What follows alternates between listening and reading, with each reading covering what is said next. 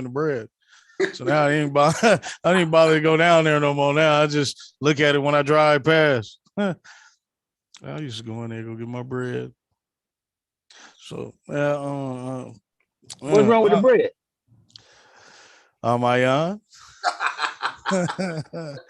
Oh my God, what's wrong with the unleavened bread? Yo, stop it, man. What's wrong with good Jewish unleavened bread? The Matzah cake. What I said was, I remember correctly, it's been a while. I'm gonna talk. I'm gonna start speaking like how black folks speak. What had happened was.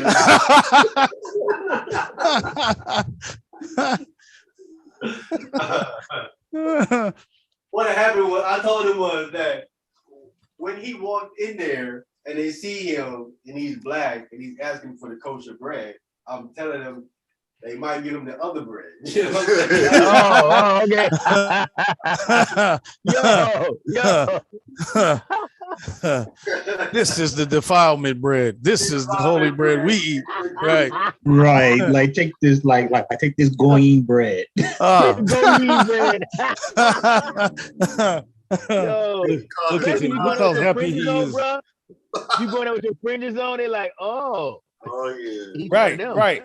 I told them they played me because I went in with my bandana around my face that had Paleo Hebrew writing on there. And so when I went in and ordered my food, they put my beef on top of my chicken. They have never put my food in the same box. So when I got back here, I'm like, why is my beef sitting on top of my chicken like that? And I was like, dang, bro, like they've never done that. So when I took it back, he was looking at me like, well, why are you tripping? That's kebab. No. Y'all have never put my meat in the same freaking box.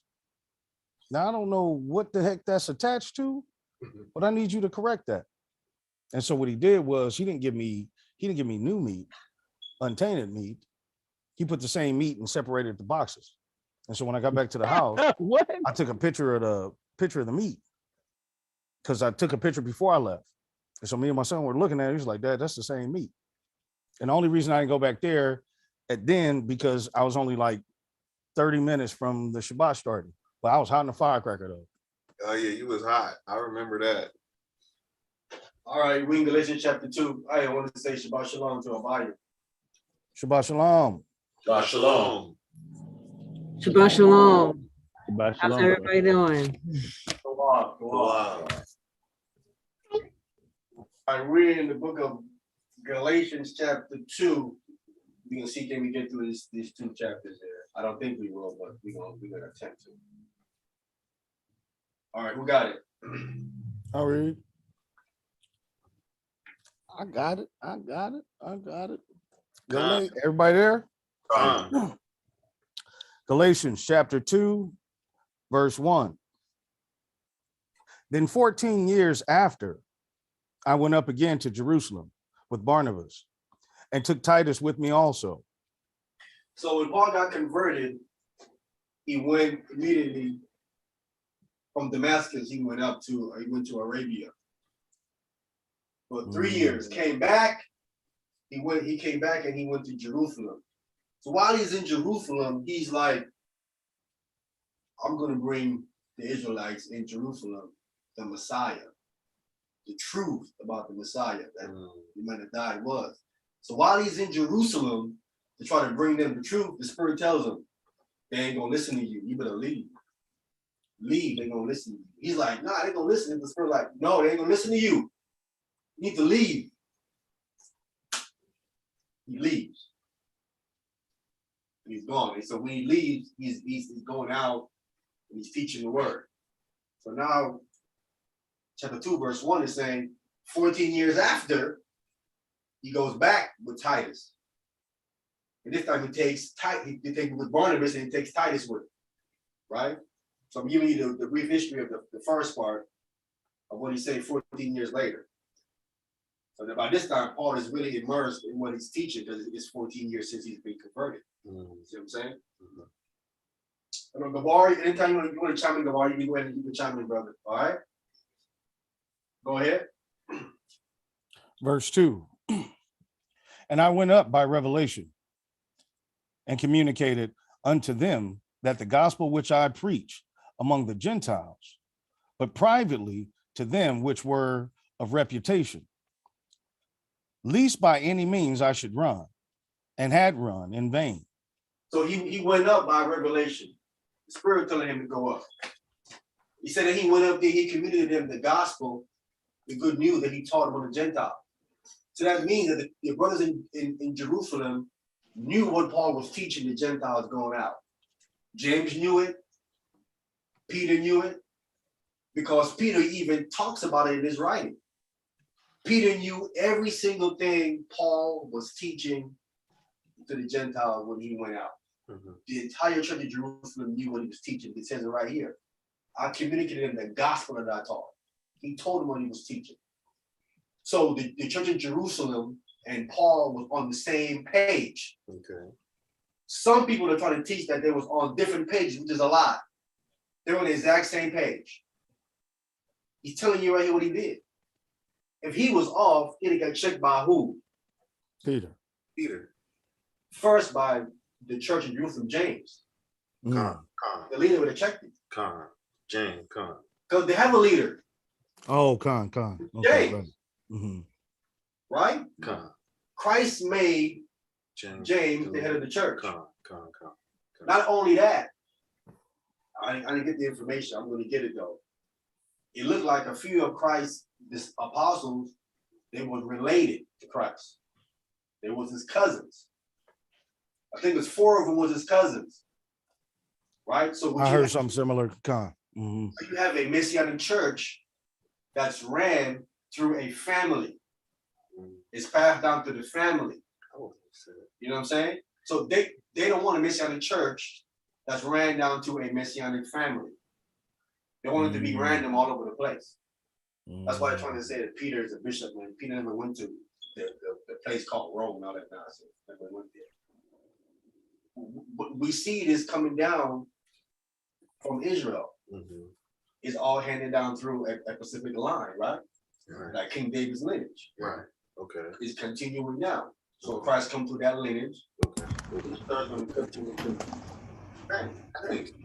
right. Family lineage come all the way down. That's what it is. Again, I have the book to bring the rest of the proof of this out. You know what I'm saying? You guys are going to be on groundbreaking information. We can bring some information out. They don't want this to come out, but it's too late. It's coming out. All right, so Paul's on the same page with the church of Jerusalem, right? Go ahead. Verse 3. But neither Titus, who was with me, being Greek, was compelled to be circumcised. Right. So understand, according to Israelite custom, circumcision happened when you get 8 days old. Mm-hmm. Titus is a grown man. So what circumcision is he talking about when he's at this age, right? Unless they trying to say that how Paul is rolling with a actual real Greek, I mean a non-Israelite, which back then they don't move like that. They wasn't moving like that. How we know that? Because when you read Acts the 10th chapter, Peter is telling Cornelius, it's unlawful for men as a Jew to keep company of one of another nation. He tells the Cornelius, it's unlawful. He says that's not our custom. We don't roll with someone of another nation. They ain't traveling with us. We don't move like that. Where is that anyway in Israelite history? It's not there. If anything, they're rolling with us. We're rolling with them. Am I right or wrong? Con. The sojourner. Right? Con. Rahab, you rolling with us. Con. Right? Con. Ruth, they're rolling with us. Anybody rolling with, we ain't rolling with them, they're rolling with us. Con. So that's our custom. So ain't no way Paul is rolling with no real Greek here. He's going against the custom. We don't move like that. But this is an Israelite man, right? Who was raised up on the Greek customs, but coming back, Israelite customs. So he's a grown man, right? We also know when Paul would go take Timothy, he circumcised him. Con. Because that's Torah. Now, if if Titus here isn't compelled or being pushed to be circumcised, he can't be the one that's in the Torah. Because he would know that I have to do that. He got to be some other circumcision that he's compelled to go do. That someone is pushing him to go do at the age that he's at. He's a grown man. Right. And he couldn't be rolling with Paul unless he's circumcised. Right. He couldn't be. Right. So this is talking about the circumcision of the heart. Circumcision of the oral Torah. Okay. This is an oral Torah circumcision that he's speaking of. Compelled to do it. So he wasn't compelled to do that. It's of the heart. You would want that. Right or wrong? So he can't be talking about that. And again, ask anyone if I'm wrong, please explain it. Okay, it doesn't make any sense. Culturally, I'm giving you Hebraic customs. He is not rolling with no real Greek here. Right. He can't show that nowhere in the text. And if he's rolling with Paul, Paul cannot have someone rolling with him in the spirit that's violating Torah. Because we know, according to the Torah, being not circumcised is a death penalty. Is it? Am I right or wrong? We can ask Moses, but to kill his son for that. Paul would know that. So Titus is circumcised according to Torah already. So this must be some other circumcision they reference in here that he's compelled to do. Because if this is talking about the one in the Torah, Titus is a dead man. According to Torah. Yeah. Right? Yeah. The only reason why you can get away with it is if you ignorance. Ignorant clause. It's the only reason. Other than that, here comes a death angel. He's gonna come chop you down. All right, go ahead. Verse 4. And that because of false brethren, unawares brought in, and that because of unawares brought in, who came in privily to spy out our liberty, which we have in Christ. Which we have in Christ Jesus, that they might bring us into bondage. Bring you into bondage. When the one was spy out, the one came to spy out. These men came in unaware, like you don't know how they came in. Privately, meaning that these men didn't come in the regular way where we all know who you are. Secret. They came in some secret. It means some of the brothers in here recruited y'all and brought y'all on the side and gave y'all some stuff on the edge, but it wasn't cleared with the entire body. We don't know who these guys are. They came in unaware, so we didn't know they was even in. Came in privately, right? And it was spying out our what? Our liberty or freedom, right?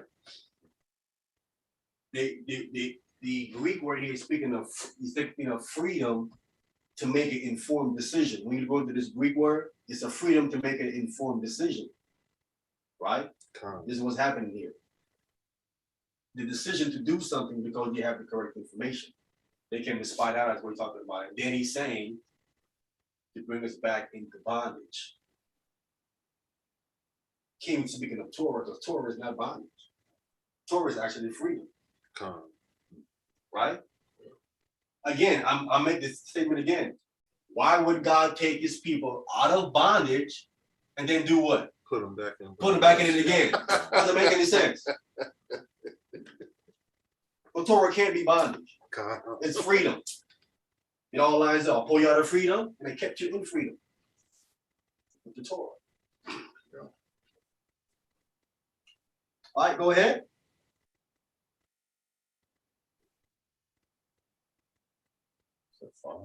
Brother War, you there? Salakia, sorry about that. I had the mic off. Verse 5. To whom we gave place by subjection. No, not for an hour, that the truth of the gospel might continue with you. Yeah, so we give them a chance to speak whatever they wanted to speak, but not too long. You ain't for 1 hour. Like, get to the point. You know what I'm saying? You got to talk all that long. Con.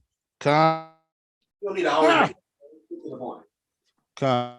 What are you saying about this circumcision here? We got to go take. When we all circumcised here already. What are you talking about? Some new circumcision? All right. Break it down. I'm not going to give you an hour though. we got things to handle because Paul and them came up there to handle something else. You know what I'm saying?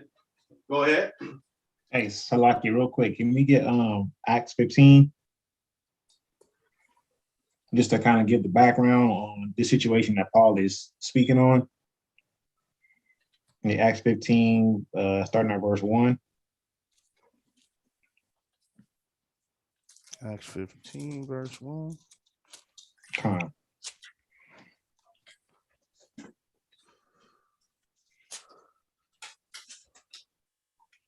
And then when we're done with this, just hold Acts 15 when we come down. The next couple of verses, we have to come back to Acts 15. So just hold it afterwards. Everyone there? Come. Acts 15, verse 1. And certain men which came down from Judea taught the brethren and said, except ye be circumcised after the manner of Moses, ye cannot be saved.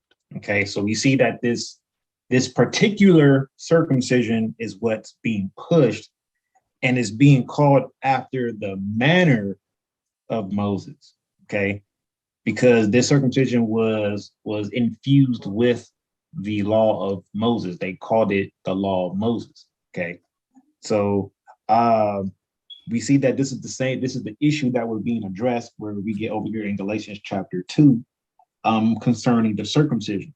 Okay, this is the issue that was being addressed. Go ahead. Verse 2. When therefore Paul and Barnabas had no small dissension and disputation with them, they determined that Paul and Barnabas and certain other of them should go up to Jerusalem unto the apostles and elders about this question. Okay, so now because this is what's going on, they're saying, you know what, let's go up to Jerusalem and let's figure out what's going on, what we need to do about this. Paul and Barnabas are coming to the conclusion that this is what they need to do now. They need to go up to Jerusalem about this and speak to the apostles and the elders. So because they know who's left in the seat of authority. They know. Okay. So they gotta go up to where the authority is at and where the apostles' doctrine is coming out from, so that way they can be on the same page in terms of dealing with this manner of circumcision that's being pushed. Okay, verse 3. And being brought on their way by the church, they passed through Phoenice and Samaria, declaring the conversation of the Gentiles. Conversion of the Gentiles, and they caused great joy unto all the brethren.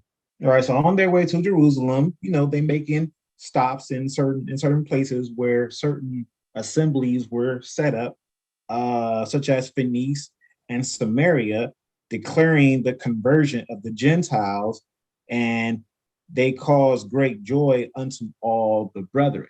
Okay, we know if we go through the history, we know who these Gentiles are. Okay, these are the children of God which were scattered abroad. Okay, because that's what the prophecy states. Okay, so and they were scattered in Phoenice and in other various places. Okay, continuing on, verse 4. Go ahead. And when they were come to Jerusalem, they were received of the church and of the apostles and elders, and they declared all the things that God had done with them.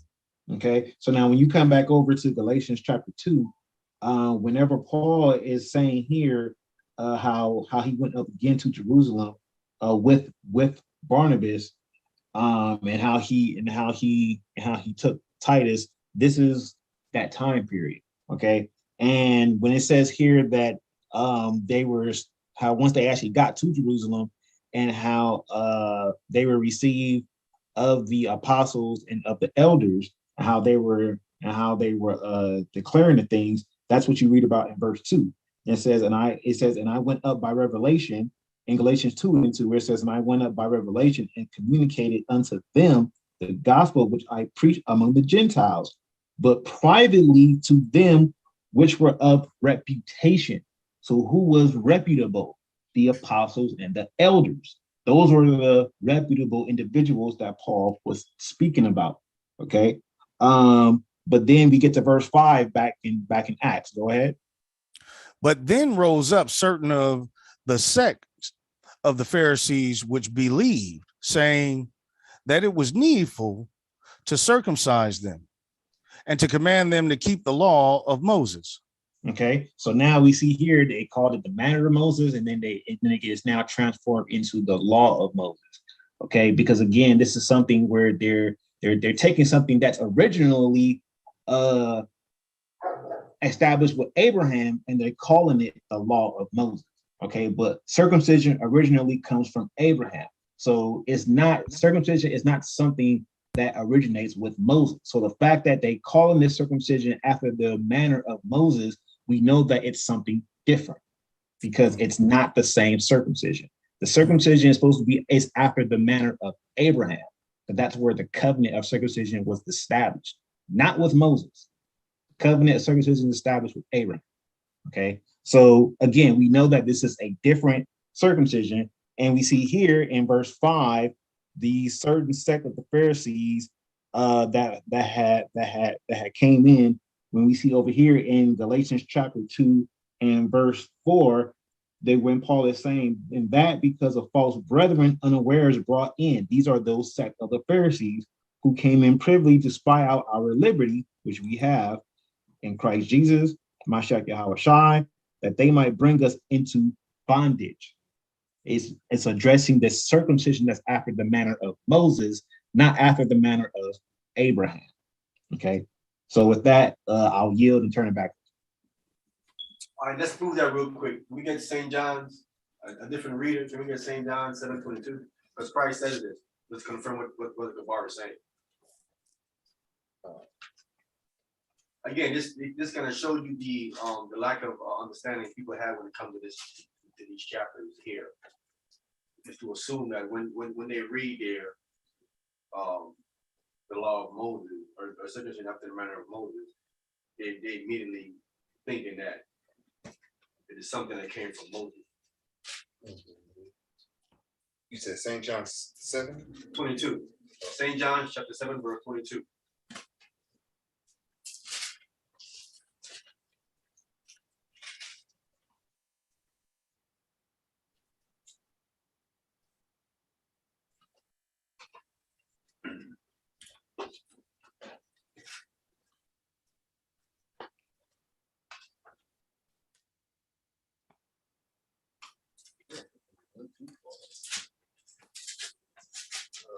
All right. One second, we're trying to get 7:22.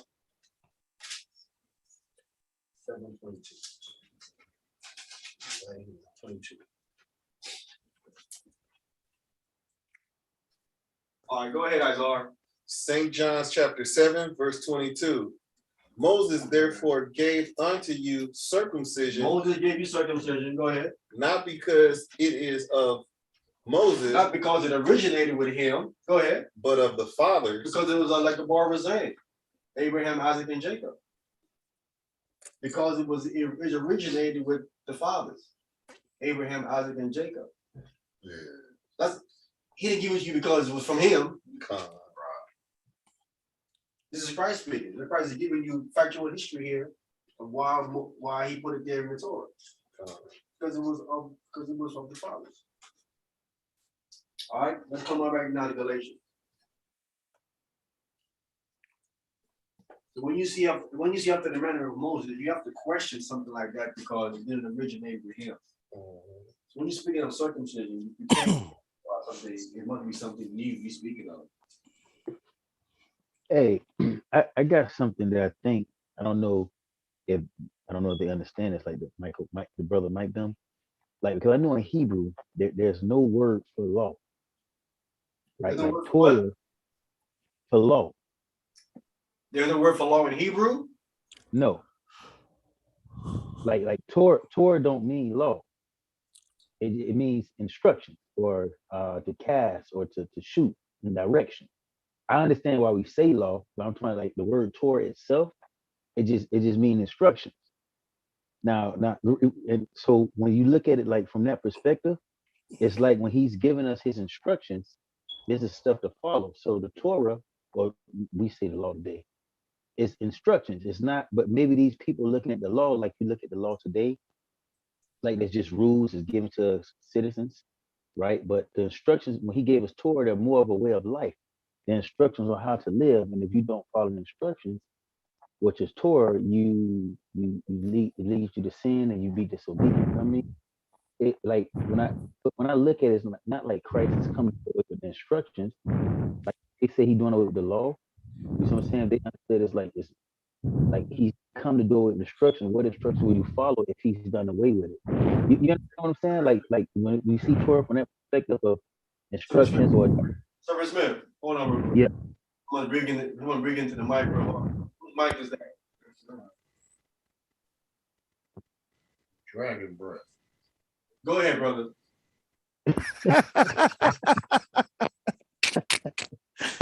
oh Lord, man, you okay? No, so all I was saying was like when I think of Torah, for me, I think of instructions first. Like I understand we say law, but the word Torah itself, it means instructions or like a direction you're getting pointed into. So from that perspective, I don't know if like Brother Mike them understand that. Like when they say like you don't have to keep the Torah, like do they understand you have to keep God's instructions like on the way to life? You understand what I'm saying? I hear you, but that's where that word comes from. They translate that word from Torah. And they use, of course, it's going from Hebrew into Greek, so they would understand it from that perspective to be law. You know what I'm saying? Yeah, but do you think they looking at the law like because right now like we think of law like you could be a law-abiding citizen in America but not have a relationship with the government. But Torah, when he gives us Torah, is to bring us into relationship. So if they look at it from the perspective of a Greek mindset, like this law is like just like you know what I mean? If I don't know if I'm being clear or articulate myself right, but like the way the Greeks or American people look at law is like it's just like a thing to keep, or you don't have to keep it. You know what I mean? It's not binding to you. You see what I'm saying? There's no relationship to the person that's give the law. Like if you like in America, you got laws. I don't have a relationship with the government in America, but with Torah, the law it brings the people into covenant, into relationship. I don't know if it's understood that way when you're dealing with like the Sunday church or whatever. It's more than just rules. You see what I'm saying? No, they don't. They see it as you read it there in Acts 15 chapter. They look at God's instructions as bondage, according to how it's been. But they're not talking about God's instructions, so they view it as bondage. Because I was just listening to the whole breakdown what y'all was just doing, and I'm thinking like, how could they miss that? Like if they understand instructions, like he's saying the same thing he's been saying since the beginning of the time. It's nothing different. So why would they think Paul is giving other instructions or Christ giving other instructions? That's what was confusing. That's why I just brought that up. Come. Well, that's the understanding that's been given to the Christian churches out there. That's what they understand it to be, and that's what they believe it to be, and that's what they teach it to be. So Mike them don't see it. They don't see law as instructions from God, like to the way of life. You don't think they see it that way? No, he doesn't. He doesn't because he claimed that it had been done away with. Which if he saw it that way, then he would question why would you do away with a way of life. He doesn't see it that way. He sees it as bondage, just as he's reading it in the text, but it's a misunderstanding. So that's how he sees it. That's why he's so opposed to it, because he look at it as something that's gonna hurt you. It's not helping you. Even worse, he look at it as the Israelites couldn't keep it. Make it even worse to add it on to his misunderstanding. So that's why that's why he and others are so opposed to it. Again, that kind of mentality is an indictment on the Creator himself, that he would give you something that he knew you couldn't keep and then punish you for it. But they don't see that what they're doing mentally when they look at it from that particular frame. That's like what you're doing. You're accusing him of giving you something you knew you couldn't keep and then punish you for it. Because they said they couldn't keep it. Or they didn't, or you know, they're not understanding that they didn't want to keep it. That's what it was. The big difference. Yeah, it is, bro. So it's like now when I'm thinking how you say they think, they will be looking at like he's giving you instructions that's going to send you to hell. Come. Man. So it's like this. If I see a group of people given a law and they didn't keep it and they got punished for it, why would I now want to go ahead and try to take on those same laws so I can fall like them, get punished like them? I wouldn't, would you? Wow. You wouldn't want to do that, would you? No. That's how they're viewing it. But again, don't have the understanding.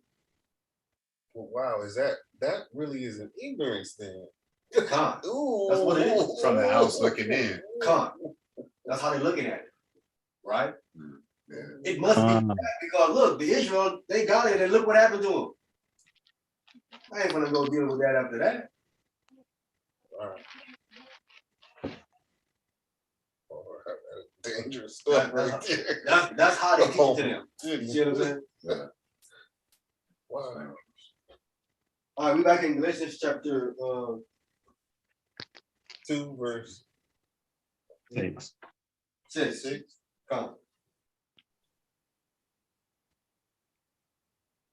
There's a war, you there? God. Galatians Chapter 1 verse 6. Chapter 2. Oh, excuse me, 2. Salaka.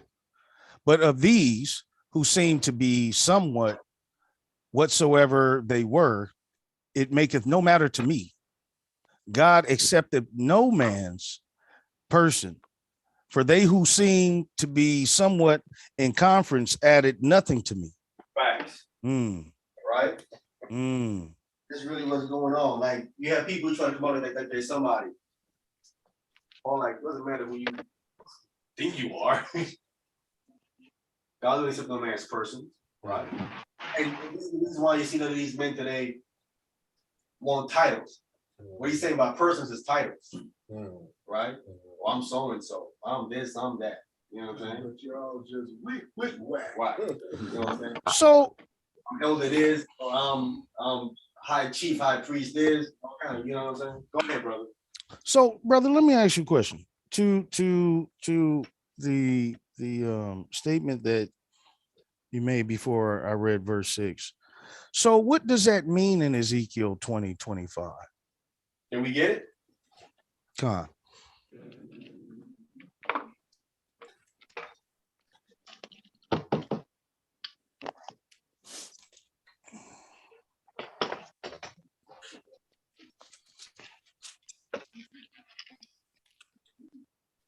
Whoa. Man, you don't start watching another one?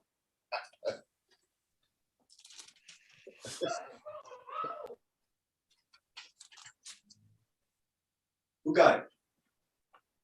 I got it. Okay, which statement exactly you that I made? The reference was about giving laws or statutes that couldn't be followed. Oh, got you.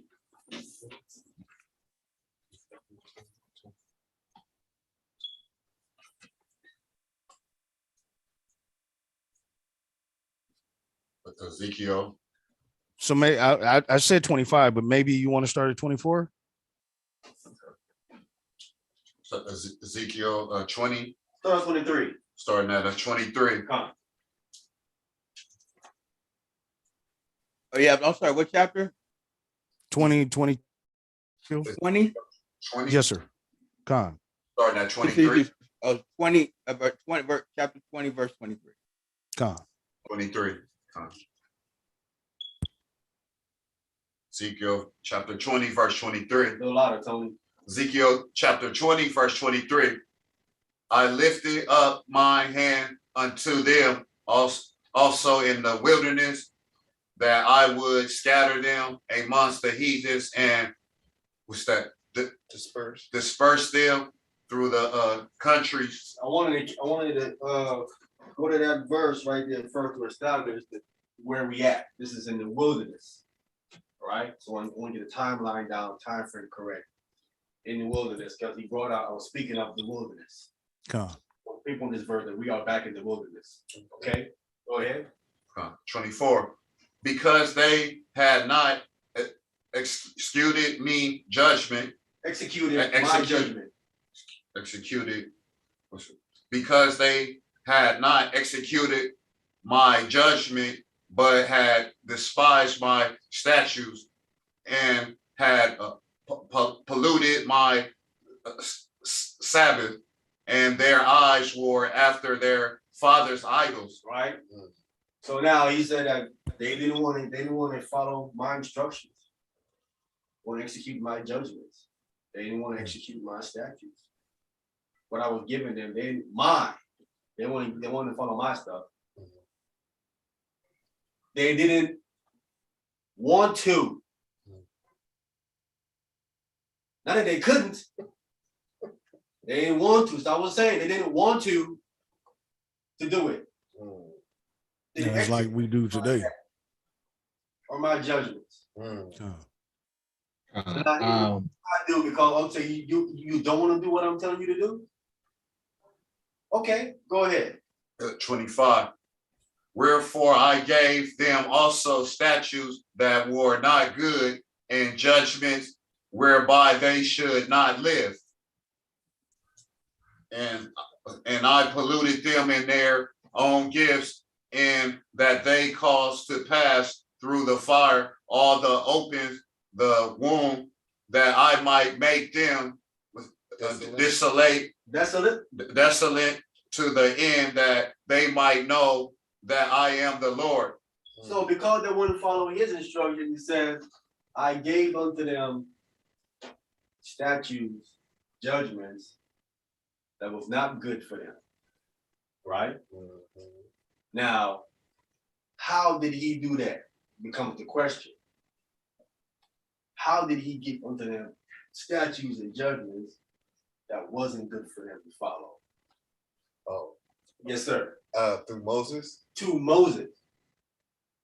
Through Moses, right? This is how we did it. Through Moses. Okay. Right? Now I'm gonna prove this. So we get confused.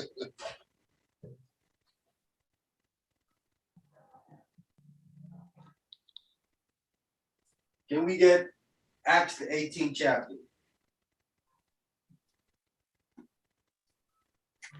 And Salakia, while he's getting that, just real quick, just to give a more exhaustive timeline on what the brother was speaking on in verse 23 about it being in the wilderness. More specifically, when he was addressing them in the wilderness in verse 23, this is actually in Leviticus 26, which is the curses that we see Moses restate in Deuteronomy 28. Okay, as far as being scattered among the heathen, and being dispersed through the countries. Okay, that's stated in Leviticus 26 when the Most High is actually speaking while they're in the wilderness, and then Moses restates it in Deuteronomy 28. As a matter of fact, before we get that, can we get Psalms 81? We get Psalms 81. Before we get Exodus 18, Psalms 81, we get verse 10. Down to verse 12.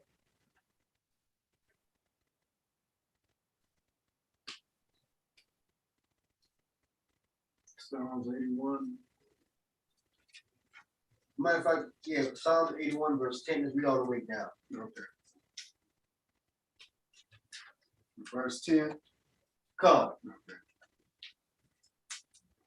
Okay. He's still looking. I got it.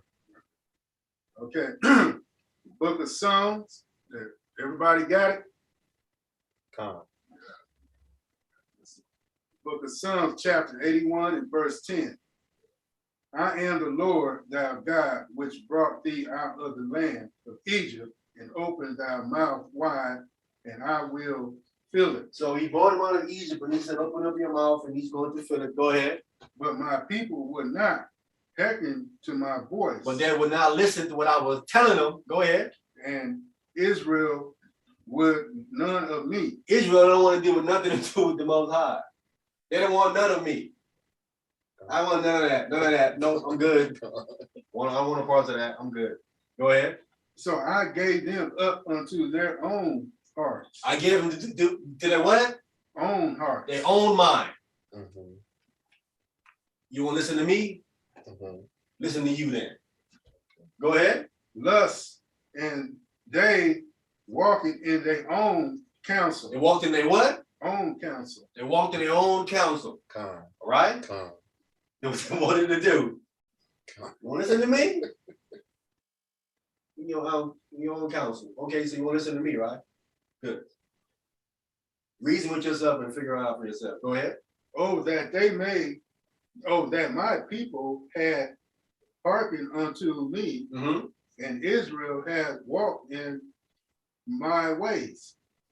I should soon have subdue their enemies Mm-hmm. and turn my hand against thee, adversaries. Against their adversaries. So that's the situation. If they would have listened, Mhm. the Lord would have turned against their adversaries, clear them out completely. But they wouldn't listen. So he said, you want to listen to me? He gave them to their own heart and walked up to their own counsel, right? Mhm. Remember, they told them they made a captain to go back to Egypt. They wanted to go back to Egypt, right? Mhm. After seeing all them plagues happen. Hey, that was in Ezekiel 20 y'all was reading earlier, right? Where you say they wouldn't follow his ways, so he gave them up to their own. He gave them law that that's not good for them to follow. Yeah, Ezekiel 20 and 25 originally. Now I want Exodus 18. All right, so we saw the Most High, like, okay, all right, well, listen to me. All right, no problem. Walk in your own counsel. So we know that the people listened to Moses.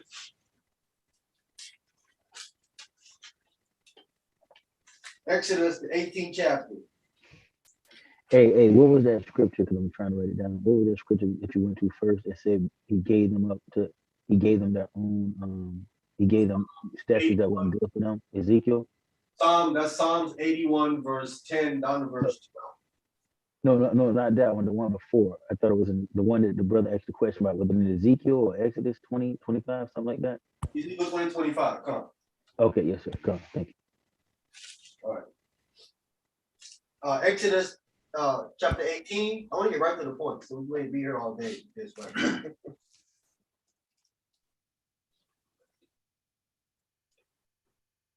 One second.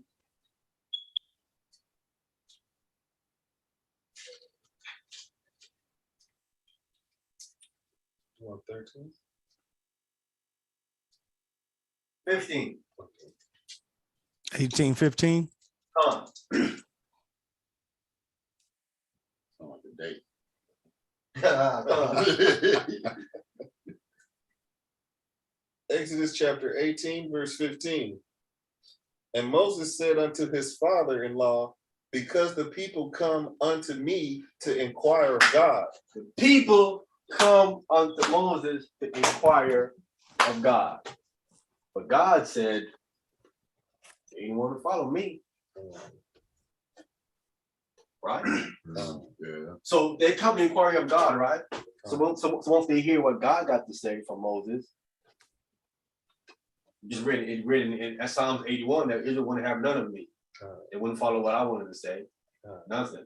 Right? Go ahead. Verse 16.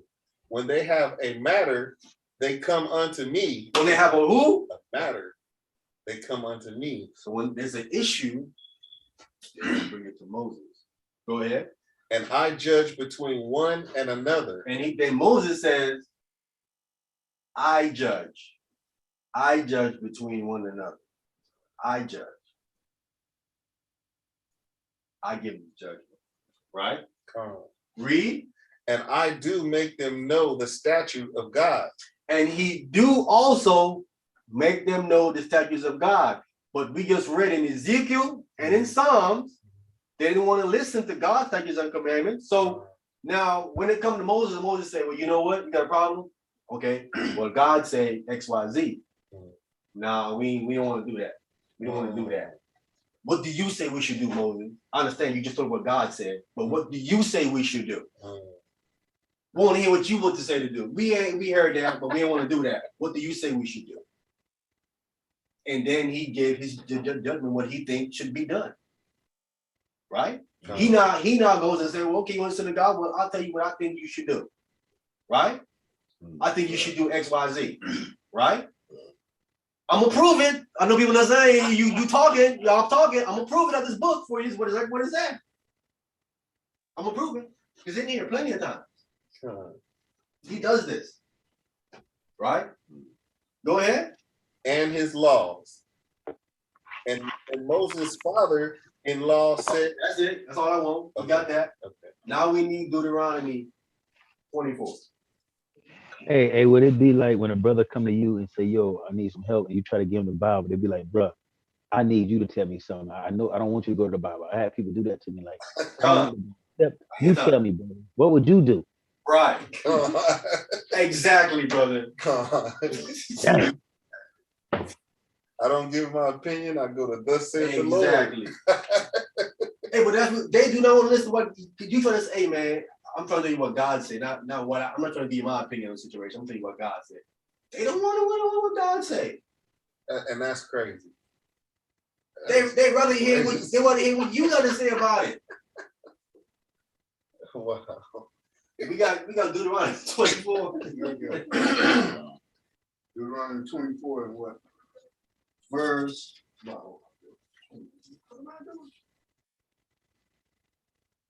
Verse 1. Verse 1. Yes, sir. Deuteronomy chapter 24 and verse 1.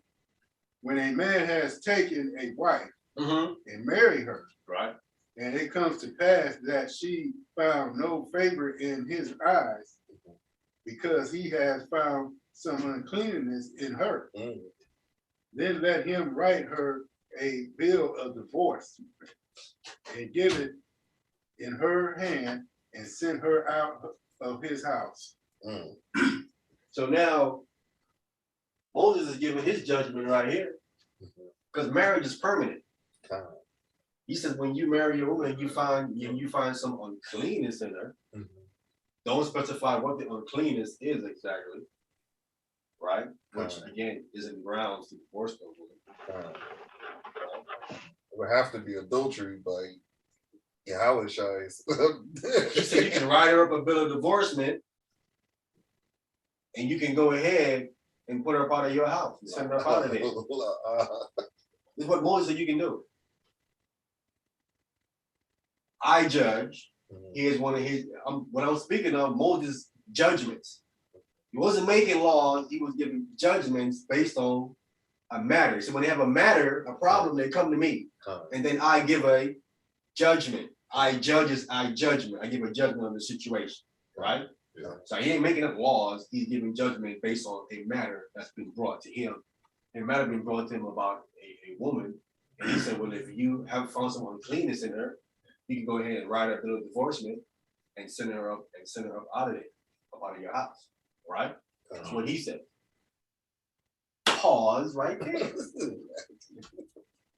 Let's get the Messiah, so we can bring clarity to that situation right there. To prove that that was from Moses, but it's not making it up. Matthew chapter 19. Matthew chapter 19. Yes, sir. I'm gonna let the Messiah tell you that Moses gave that to you, so before you try to say, well, don't make stuff up. You don't believe, I hope you believe the Messiah. He's far more credible than me. Matthew chapter 19 and verse 7. Are you there? You about? No, it was just freestyle. Are you asking a question or what? Yeah, he was right. No, 'cause I was looking at a precept. we want to get the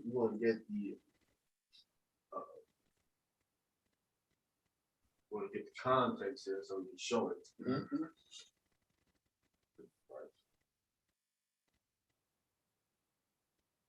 Yep, you see it in the red. Verse 3. Tell us verse 3. Who got it?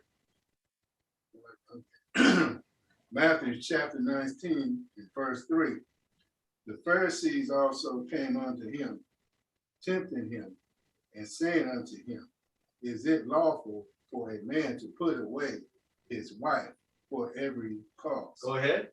And he answered and said unto them, Have ye not read that he which made them at the beginning, male and female, Made them. made them male and female? Go ahead. And he said, For this cause shall a man leave his father and mother, and shall cleave to his wife, and they twine shall be one flesh. Go ahead. Wherefore they are no more twine, but one flesh.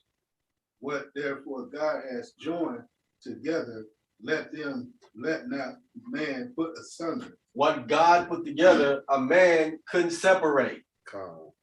Moses just gave a judgment of separation. We just read it. Yeah. Christ is saying, what God put together, let not a man separate. Come. So he was permanent. Come. Go ahead. What verse is that? 7. 7. They say unto him, Why did Moses then command to give a writing of divorcement and to put her away? If what you're saying is true, that a man couldn't separate a marriage, then why did Moses then write that we could? The Messiah responds, go ahead. He said unto them, Moses, because of the hardness of your hearts, suffered you to put away your wives. Who suffered them to put away their wives again? Moses. Moses, for the hardness of your heart, allowed you to put away your wife. Go ahead. But from the beginning, it was not so. But from the beginning, you couldn't separate from your wife. Who allowed them to separate from their wives again? Moses. Moses. Because of the what? The law. The hardness of your heart, which goes back to what? I'm not trying to hear what God's talking about. Stiff-necked and hard-headed. You want to hear my statutes and laws? Moses, give them something. Hey, yo, it's like I just caught some too. Look, check it out. So they understood what the Messiah was saying. Cause it's like two questions being asked. The first question was about, about the separation thing. He answered it, but then they try to get smart and remember, they tempted him. They like, so then why did Moses? They basically like, so why did Moses write this then? Because they understand the Messiah, what he said, like from the beginning, it wasn't so. So then they try to get slick from what I'm understanding and like, yo, so tell me why did Moses do this? And then he busts him in the head with because of your hardness of your heart. Definitely. They didn't want, that we was reading in Ezekiel 20 and 25. Oh man. Or Ezekiel in Psalms 81, they will listen to God. Yes, Tony. Oh, I see in here another thing where the one wife issue popped back in. You can leave your mother and father and join unto your wife. You know, it's one flesh. Huh. So you can have like 13 different wives, and If there's no divorce, you can't have another wife. Otherwise, it's clearly adultery. And then this word twine clears it all up too. Definitely. One twine. And 3 is not 1.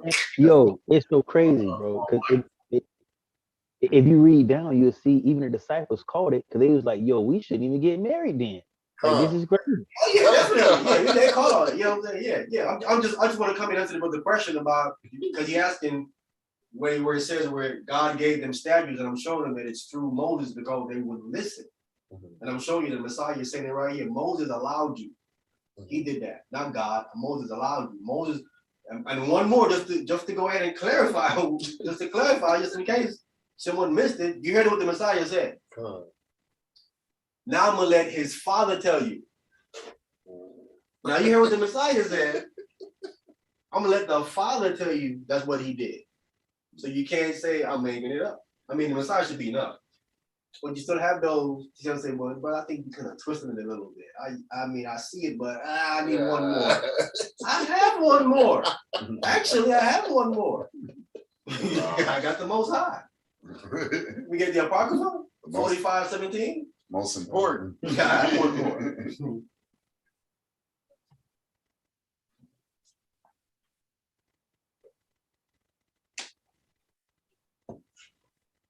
Ecclesiasticus chapter 45, verse 17. And I want to be clear. This has nothing to do with me. This has nothing to do with, brother. Listen, this verse right here, the Spirit brought this verse to me. I remember this verse right here.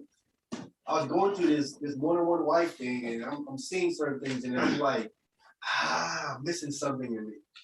It's like Ecclesiasticus 45:17.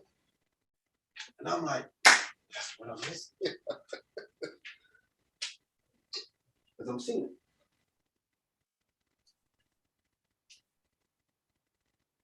All right, who gets there? Just go ahead and read it. 45 and 17. Yeah, because we got to get back to, we so far from Galatians. We need to get back. Page 45. No, 45 and 17. I'm here already. So. Page 98.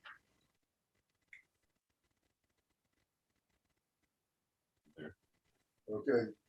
Ecclesiastes chapter 45 and verse 17. He gave unto him his commandments. We know who that is. That's Moses. No, time. That brings us back again to the wilderness. Time. Give it to him in the wilderness. Go ahead. And adultery in the statutes. Authority. Authority in the statutes of judgment. He gave him authority where? In the statutes of judgment. To make judgment calls. Time. God said, gave that to him where? And then he gave him the commandments in the mountain. Time. You want to listen to me? I'm giving you authority to make judgment calls, Moses. That's why I give him that reading Exodus. He says, I judge. He's given authority by the Most High to make judgment calls. Time. It's right here. That's all we need. We ain't got to browbeat it. You know what I'm saying? That's simple. You can't see I'm twisting it, I'm making it up. That's plain English right there. All right? Okay. I hope I answered the brother question. In Exodus, not Exodus, in Ezekiel 20 and 25. That's how he gave the statute that wasn't good for him. All right? That was good. Let's come on back to Galatians chapter 2 where we were.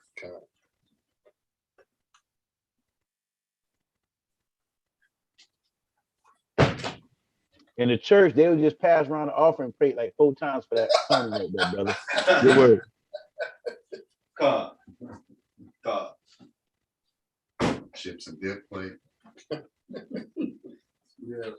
put a whole thing. What I'm gonna do, I'm gonna go to one of the churches and put a thing of lettuce in there and see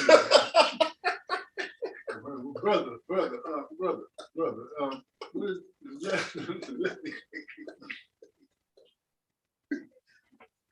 I just want to say it's to show you that there is something missing. There is something missing.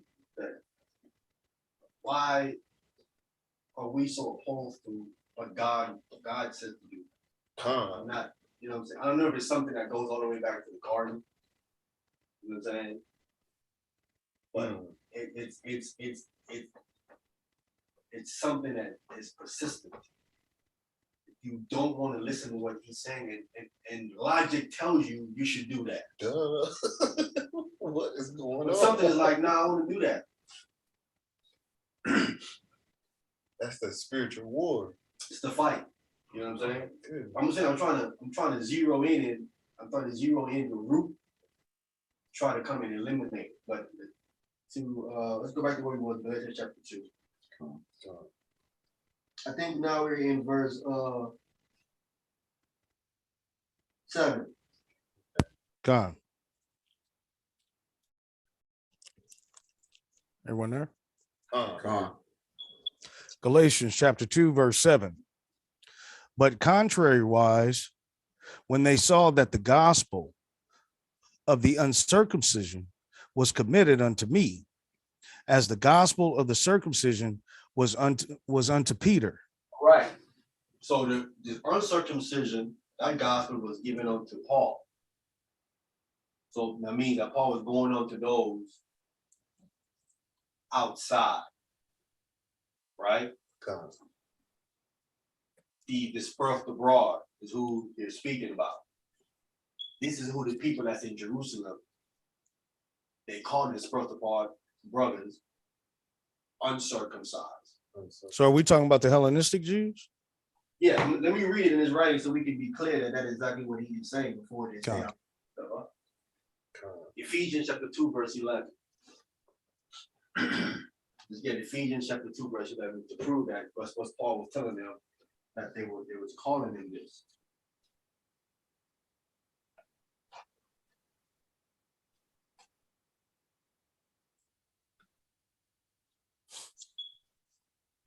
Ephesians chapter 2, we're gonna get verse 11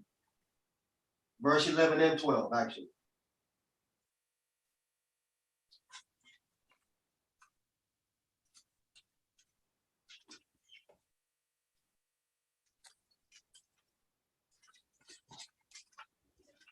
You said 11 and 12. Uh, Anybody got it? Let me get it. it's the next book over. Next book over. No, I got it. I'm just saying. I didn't know. You know, I saw the other way Revelation. Ephesians chapter 2, verse 11. I'm in. Go ahead. Oh, okay. Go ahead. Go ahead, brother. You want me to take it? Yeah, go ahead. Okay. You want to talk? I just, Ephesians chapter 2, verse 11. Wherefore members that ye bring, Remember, my bad. Wherefore remember that ye, being in time past Gentiles in the flesh. remember that you were in time past Gentiles in the flesh, right? Can you used to be a Gentile in the flesh? The only way that can be possible, the only way it's possible is as if you was an Israelite and you living like Gentile. Because once you were Gentile, you're still a Gentile. Mhm. You have not swapped nations. Let's say you stop believing in the Most High and Christ and they become your God and Lord and Savior. Have you swapped nations? No, you can't swap nations. You're still a Gentile. You still that nation whoever you want, right? Where does spiritual Israelite come in at? There's none of that stuff. Right there. If you were Gentiles in the past in the flesh, because you were living like Gentiles, because it's in the flesh. You're living like them, right? Living to their custom and means. Yeah, because the reason why you live like Gentiles is because of your flesh. It wants you to do that. It isn't because of your spirit. It's because of your flesh. You're adhering to the flesh. The skin and sin. All right. So, but once the conversion has taken place and the individual has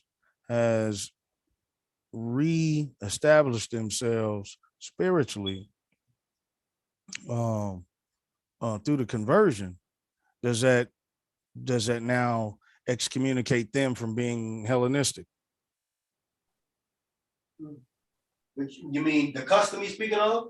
Con. Yes. But it doesn't change their nation.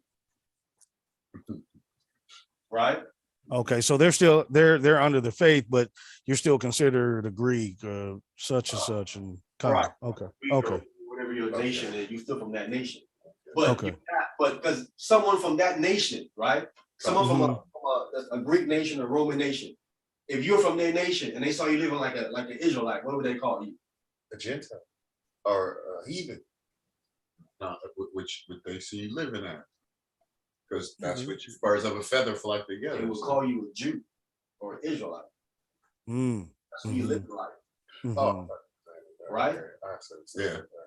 You see them living like but in the term in reference as kind of like slander in a way, because the person is still a Gentile. I mean, for a Gentile, for a Roman or a Greek to see one of their own people living like an Israelite, and he's calling you something like that, for them it would be an insult.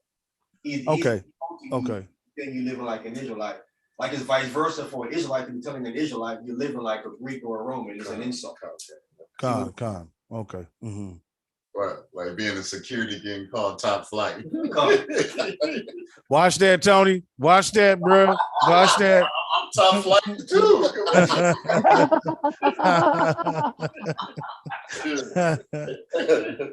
The best in the world, Tommy Ross. Better know that. Better know that.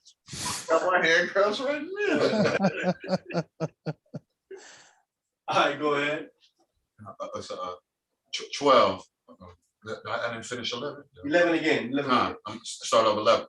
Wherefore, remembering that ye bring, being in time past Gentile in the flesh, who are called uncircumcision by that which is called the circumcision in the flesh made by hand. So the circumcision was calling the what the sprout abroad uncircumcision, right?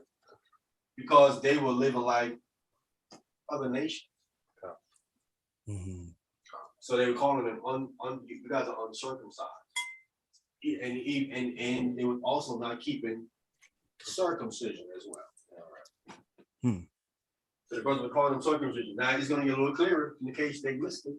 They're gonna say, I think you kind of twisting that. Them Gentiles right there are not Israelite. I mean, I hear that, but it's still kind of not quite seeing that they're really Israelites.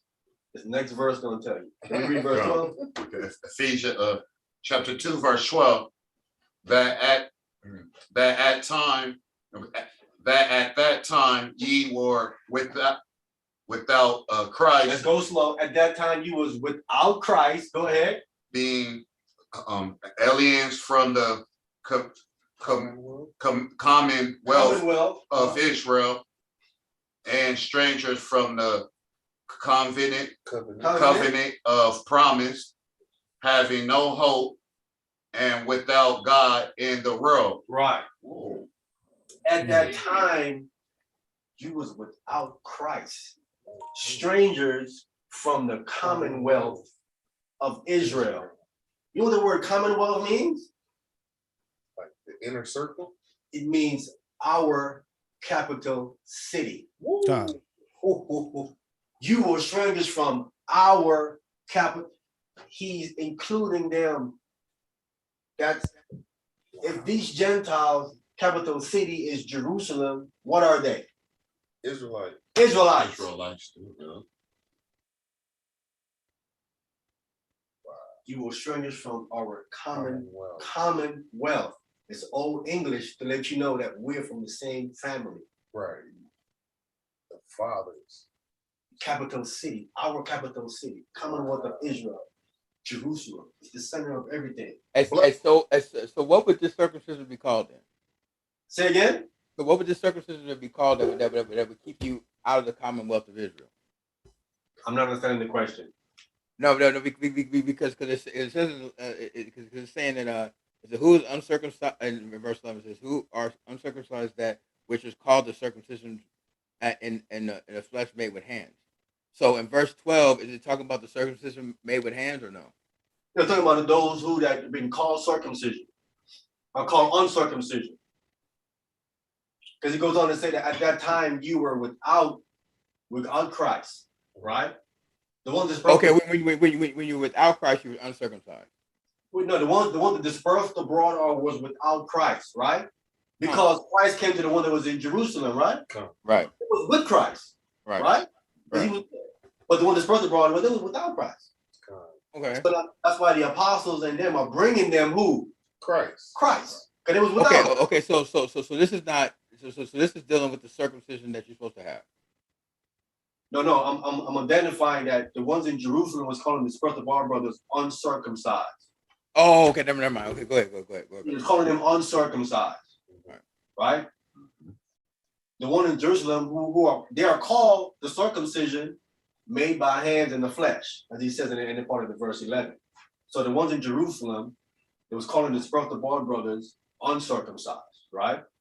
I'm just coming here to point that out and to prove that they're Israelites. Verse 12 tells you that they're Israelites. So the made by hand means in the land and outside of the land? No, made by hand is the circumcision that you done by hand. Okay. Okay. Cutting off the flesh. Okay. Right? Because in Jerusalem they keep circumcision. Con. Matter of fact, they keep 2 circumcision in Jerusalem. Con. They keep the one in the Torah, and they keep another oral one as well. Con. 2. But the one dispersed abroad, they kept no circumcision. Con. Or the one in the Torah. Con. They uncircumcision, right? And they still out of the bloodline. And they also mentally uncircumcised as well. They could be like, if they move the Watts, even if they on a different page, that's still family. No matter the generations keep going on, even if they taking on a new name, y'all still came from the bloodline. That bloodline in whatever part of town you at, serious to the peoples, real serious. I mean, they knew there was brothers and sisters that were dispersed abroad, but because of their lifestyle, you know what I'm saying? They separated from them. And that's taught in Torah. You don't deal with someone that don't want to keep Torah, right? You don't do that. You have to separate yourself. Because Christ even said, "Who's my brother and my sister? My mother. My Keeping brethren. the statute The Lord who's the will of my Father, Con. which is in heaven." And that's Torah, that's instruction, right? Come on back into Galatians chapter 2, when Paul talks about that the gospel of the uncircumcision given to him, that's to the dispersed abroad brothers, right? And it was without Christ. We just read right here in Ephesians, right? So it will make logical sense for the apostles to first go to their brothers and sisters and bring them Christ first. You wouldn't go and bring it to a real Gentile first before your brothers and sisters. That's out of order. They're gonna beat you all the way up. All the way up. You know what I'm saying? And your brothers and sisters have to help teach the other Gentiles. I'm just saying it logically it wouldn't make sense for you to go to someone outside the family first. You go to your people first and disperse abroad. That is the help.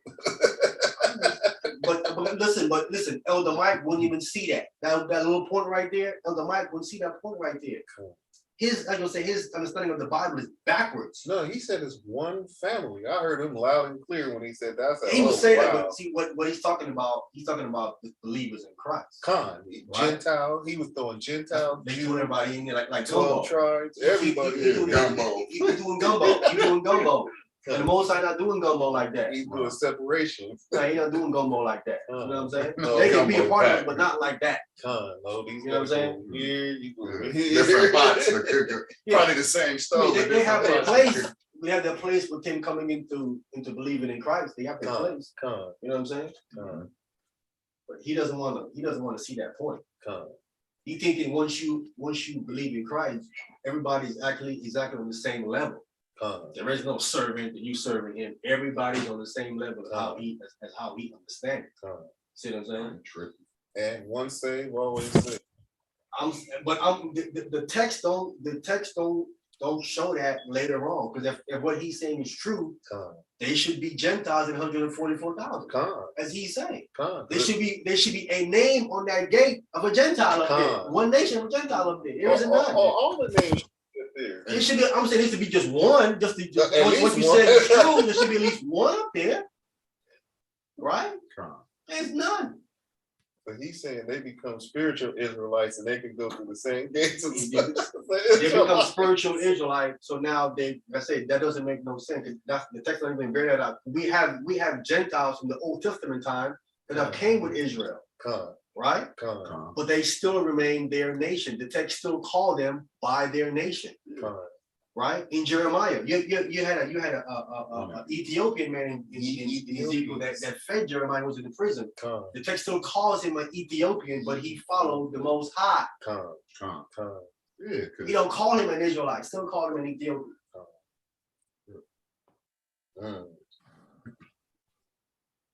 You just resolved it over. They'll be considered converts. You have not swapped nations. Wanted these. So back here in Galatians chapter 2, this goes to show you again when Peter was going to the circumcision, where did he go? He went to Cornelius. I mean, Cornelius had to be an Israelite and knew who he was.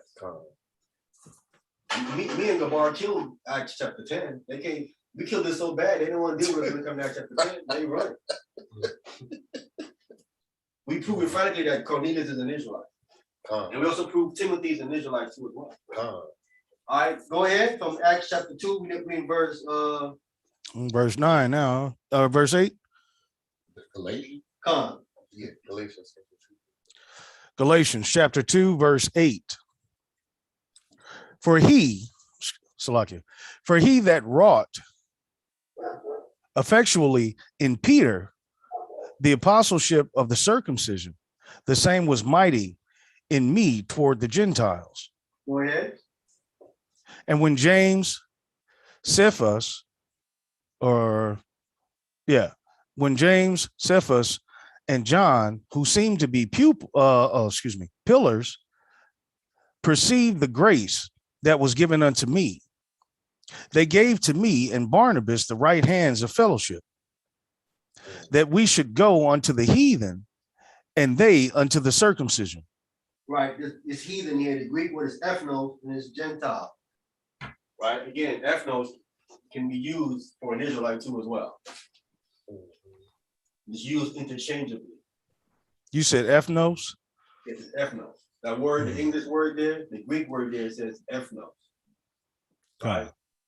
And accurately, it's in heathen, it's Gentile. But the word can be used for an Israelite too as well. God. Yes. Where it originally come from? Ethnos. That's Greek.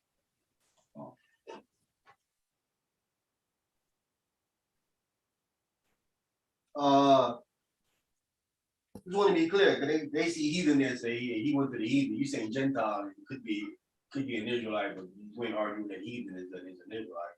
The Greek word is ethnos. All right. Go ahead. Hey, Verse Salakia. 10. Go ahead, Gabar. Salakia. Can we go back to Acts 15 so we can line this up with verse 9 here in Galatians 2? Go back to Acts 15 and let's start at verse 22.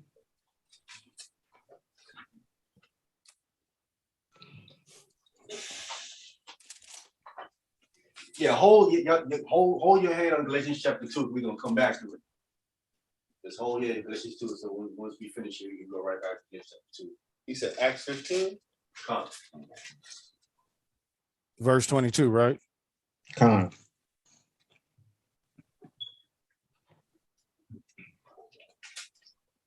All right, sorry, you got that? Con. Acts chapter 15, verse 22. Then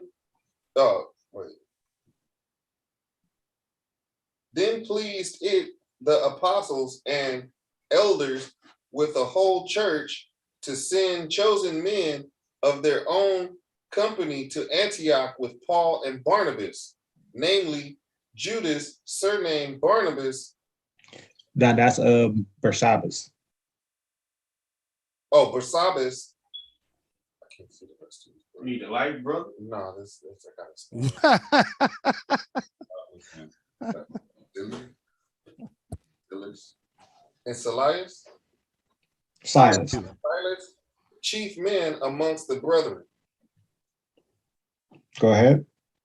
And they wrote letters by them after this manner, the apostles and elders and brethren send greetings unto the brethren which are of the Gentiles in Antioch and Syria, and Cecilia. Cecilia. Yeah. Cilicia. So now, Cecilia. okay, so now we getting the information in the background in Acts, what Paul was speaking about concerning verse 9 here with James, Cephas, and John, who seem to be pillars, receive the grace that it was given unto me. It says they gave to me and Barnabas the right hand of fellowship. So now we're getting names of who the actual apostles and elders were. It was James, Cephas, which was Peter, and John. Okay, these are the specific apostles and or elders that were instructing Paul and Barnabas to go out. Okay, so now I want to hammer this point home that I hammered home before. Paul is not the head dude. So whatever instruction he's carrying out, it's got to come from Jerusalem, which is where the law proceeds from. and the apostles know this. Okay, so whatever instruction that they are being given, it's in this letter that is being given to them to deliver as they go out. Okay, so this is the letter that's going out with them whenever they going into these cities such as Antioch, Syria, and Cilicia. Okay, so I'm gonna just stop there. Now, actually, let's keep going. Verse 24. Verse 24, for as much as we have heard that certain which went out from us have troubled you with words, subverting your souls, saying, ye must be circumcised and keep the law, to whom we gave no such commandment. Okay, so now there was no such commandment to carry out their circumcision that's after the manner of Moses. Okay, because again, circumcision is not necessarily after the manner of Moses, it's after the fathers, which Yahushua spoke about in John 7:22, which again is coming from Abraham. He's the father. Okay, it's from Abraham, then to Isaac, then to Jacob. Okay, these are the fathers in which circumcision is established. Okay, now there was no commandment after the manner of Moses necessarily. Okay, but again, it's coming from the fathers. All right, so now again, that's why we know this is a different type of circumcision. Okay, now where are we at? Verse 25. Go ahead. Acts chapter 15, verse 25. It seemed good unto us, being assembled with one accord, to send chosen men unto you with our beloved Barnabas and Paul. That was that background noise. Yeah. Yeah, it was kind of drawn up reading. I couldn't really hear. All right, read that again. Verse 25. Verse 25. It seemed good unto us, being assembled with one accord, to send chosen men unto you with our beloved Barnabas and Paul. Okay, so the chosen men, and we're going to get their names. Go ahead. Men that have hazarded their lives for the name of our Lord Jesus Christ. All right, put their lives on the line. Put their lives in hazard, in danger, in peril. Okay, for the Messiah, willing to die for the Messiah. Okay, go ahead. Verse 27. We have sent therefore Judas and Silas, who shall Silas, who shall also tell you the same things by mouth. Okay, so now Judas and Silas is once again when we come back up to verse 22, which is surname Barsabbas, that's Judas, and then we have Silas. Okay, so these are the ones that are being sent out with him. This is what's in the letter. Okay, that's going to go out with Paul and Barnabas, and Judas, surname Barsabbas, and Silas. Okay, go ahead. Verse 28. For it seemed good to the Holy Spirit and to us to lay upon you no greater burden than thus necessary things. Okay, so now we read from verse 27 to verse 28. Look, the instruction that they're going to tell you by mouth is what you're reading here. Okay, this is the instruction. Okay, according to the Holy Spirit and to them, the authority and the leadership that is set up at that time, there's no greater burden than these necessary things. Okay, these are the necessary things that need to be done. So don't mind this circumcision that's being pushed. This is what you need to do. Go ahead. Verse 29, that ye abstain from meats offered to idols, and from blood, and from things strangled, and from fornication. from which if ye keep yourselves, ye shall do well. Fare ye well. Okay, so now these are the things that are in Torah that they are to do. Okay, they are to abstain from meats offered to idols. Okay, and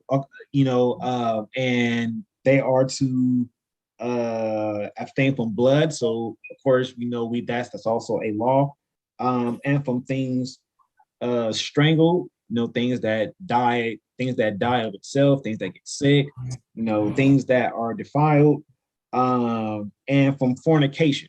Okay, and that can be sexual fornication or spiritual fornication. Okay, which goes back into idolatry. Okay, spiritual fornication is dealing with idolatry. These are the things that they were sent out, Paul and Barnabas, to actually teach and to instruct.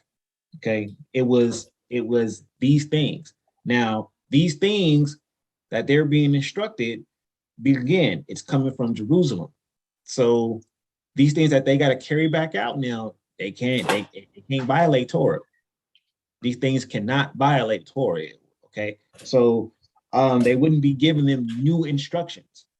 Okay, because again, as we read in 2 John, there's no new commandment that's written. It's the same commandment. Okay, you know what I'm saying?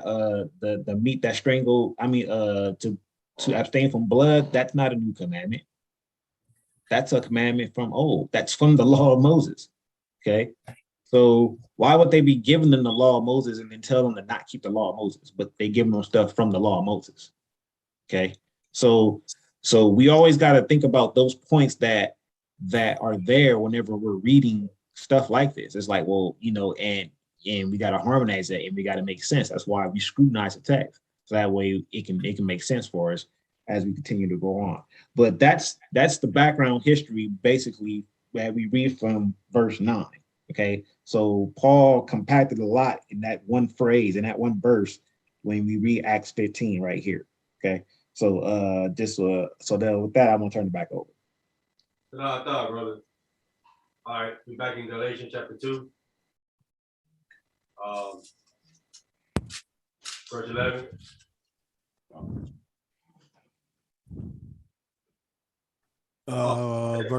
Verse 10, wasn't it? Everyone there? Galatians Chapter 2, verse 10. Only they would that we should remember the poor, the same which I also was forward to do. Definitely. This is what's happening a lot with these other people. They be forgetting the poor. Mm-hmm. Get high-minded. They get in the high horses, get around certain people, certain class of people who was up in the upper echelon, and completely forget where they came from. Mm-hmm. You got that a lot going on. Go ahead. Verse 11. But when Peter was come to Antioch, I withstood him to the face, because he was to be blamed. Go ahead. For before that certain came from James, he did eat with the Gentiles.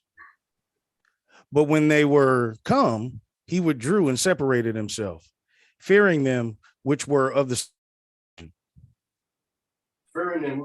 circumcision, right? So when Peter came, you had to withstood him through his face. Understand that? What they want a whole bunch of let's go in the room over here and talk about it. That's not what Paul did. Paul stood him to his face because he was. I'm not trying to do this in secret. Just tell me, open rebuke, but it is secret love.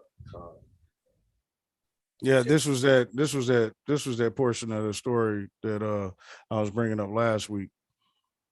Con.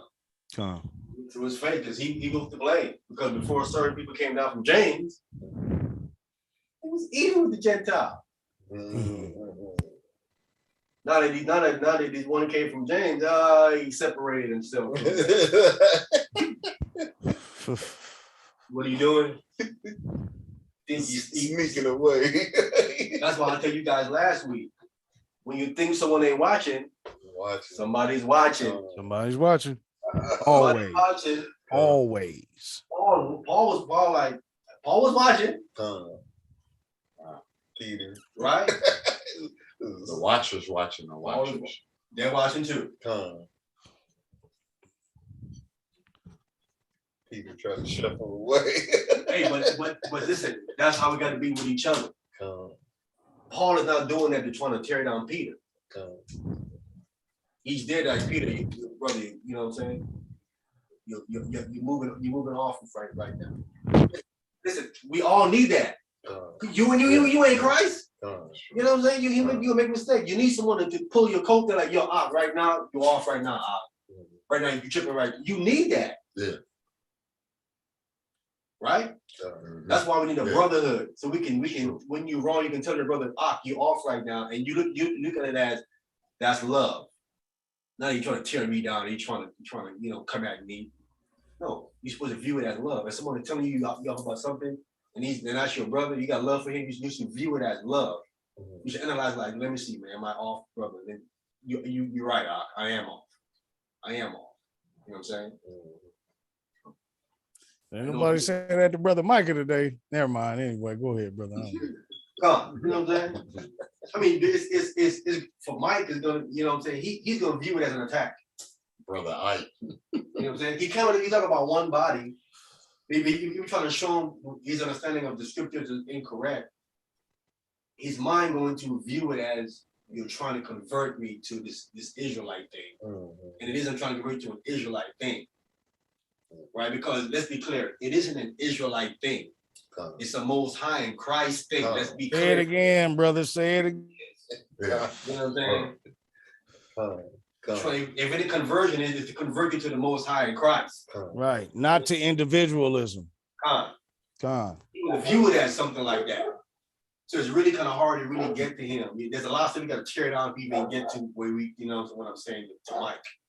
Hey, plus, I think this might be a factor too. Like, you think like maybe, he probably had a fear of like, you know what I'm saying? He probably lose his little following if he actually did that. That too. Facts. That too. I believe that's half of it. Yep. I believe that's half of them. He afraid to lose his audience. Nobody wants to be made to look bad in front of the people that quote unquote respect that individual. Right? What's the responses from the congregant be well, my pastor ain't never said that. My pastor ain't never did that. Your pastor can't be wrong? According to them, he can't. So he becomes their Lord and Savior because they're not listening to nobody else but him. Nobody else. Wow. Nobody else. Brother, we all searching, we all finding, we all moving, trying to get there. You know what I'm saying? We all moving in faith. He wasn't there. You know what I'm saying? So you gotta stay open to correction. You don't know everything. You could be wrong about something as well. You know what I'm saying? That keeps you humble. Keeps you humble. Knocks you off that pedestal you so greatly put yourself in. You can go hard, but always remember, man, as hard as you go, it says the greater you are, humble yourself. Because you don't want him to humble you because you ain't gonna like it. You got that right. You ain't gonna like it if he doesn't come humble you. Oh, no. And he will. Don't get it mistaken. And he will do. Checkmate. You can have the softer side of Sears if you want, but man, you take anything other than that, you are not gonna like it. I promise you that. And he's gonna humble you. He's gonna humble you in the open. On everybody. All right, go ahead. Verse 12. Salakia. Verse 13. And the other Jews dissembled likewise with him, insomuch that Barnabas also carried away with their dissimulation. Simulation, and the other Jews also dissemble, meaning that they played a part. They acted. This is what they mean. They acted. Right? They're not being real. They acted. So Peter did it so much that the other Jews, the other Israelites, also was acting like him. Dissembling. Not being genuine. They're not being real. You're rolling with the Gentiles, eating with them and all that. Then when you want to come, now you know what I'm saying? You don't want to see that you're eating with them. You're dissembling.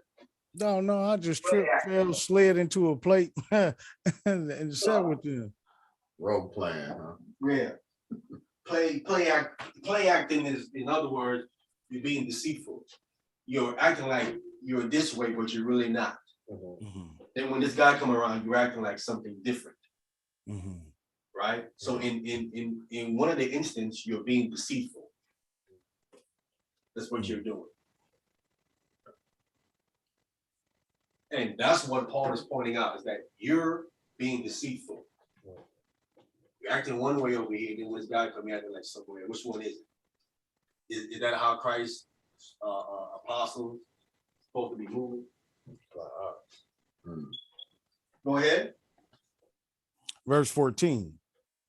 But when I saw that they walked not uprightly according to the truth of the gospel, I said unto Peter before them all, if thou being a Jew livest after the manner of Gentiles, and not as do the Jews, why compellest thou the Gentiles to live as do the Jews? Yeah.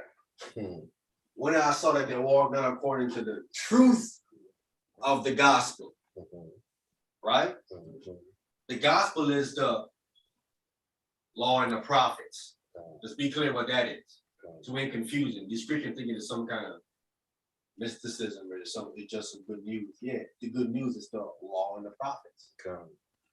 And see, they don't understand that the law and the prophets is good news. They don't see that as good news. They think it's bad news. It's bad news for you if you're in rebellion against it, right? So they wasn't walking according. In other words, it wasn't walking according to Torah, and he had to go ahead and say something. And everybody in here is supposed to be the same way. When you see him walking according to Torah, you should say something. Brother or sister, you should say something. Not saying something is the wrong thing to do. And stop with this. Don't be with this. I don't want to lose the friendship. You're going to lose way more than that. We're in here to win souls for the Most High Christ. And if it means you and your brother are getting into some kind of argument or whatever, for the fact that you're trying to show him that he's wrong about something, that he's violating God's Torah, which can hurt him down to his soul salvation, that's what you need to do. You got to say something. And that's why I say, if this is actually a brotherhood, when someone's correcting you, you should view it as love. And not quickly to buck up against it and say something crazy. You at least hear the person out what he's saying, right? Well, and also the presentation of how it's being brought. And you just start attacking and stabbing, at the individual. You only cause further rebellion. No, I understand what that's why that's what I'm saying to you, that when someone is bringing something to you, you've got to first hear it out. Because someone might bring it to you in the wrong way. But that's what say you which are more seasoned, a seasoned person, even though someone's coming at him crazy, right? He don't snap, right? He don't snap, because snapping is going to make it worse. Is it not? Con. You don't want to snap. You want to hear it out, and then what you want to do is try to find and say, brother, I hate what you're saying to me. You know what I'm saying? I heard you, but the way you bringing it though, I'm more seasoned. I can take it. Another person, the way you bringing it, is not gonna receive it that way. You have to name out. You know what I'm saying? But I hear what you're saying. You are correct what you're saying. But in the future, I wouldn't bring it that way next time. I would try X, Y, Z. You know what I'm saying? Again, because you have younger brothers in here, and again, they're gonna correct you, but they don't know how because they're not that seasoned how to do it. They don't really know how to do it. So it's up to us to be again, the seasoned brothers have to lead by example. We have to. We can't snap like that. You might want to, you can't do that. It can't be done. You know what I'm saying? All right, go ahead. Verse 15. We who are Jews by nature and not sinners of the Gentiles. So Jews by nature is bloodline. And we are not sinners of the Gentiles. Sinners are meaning violators of Torah. That's what sin is.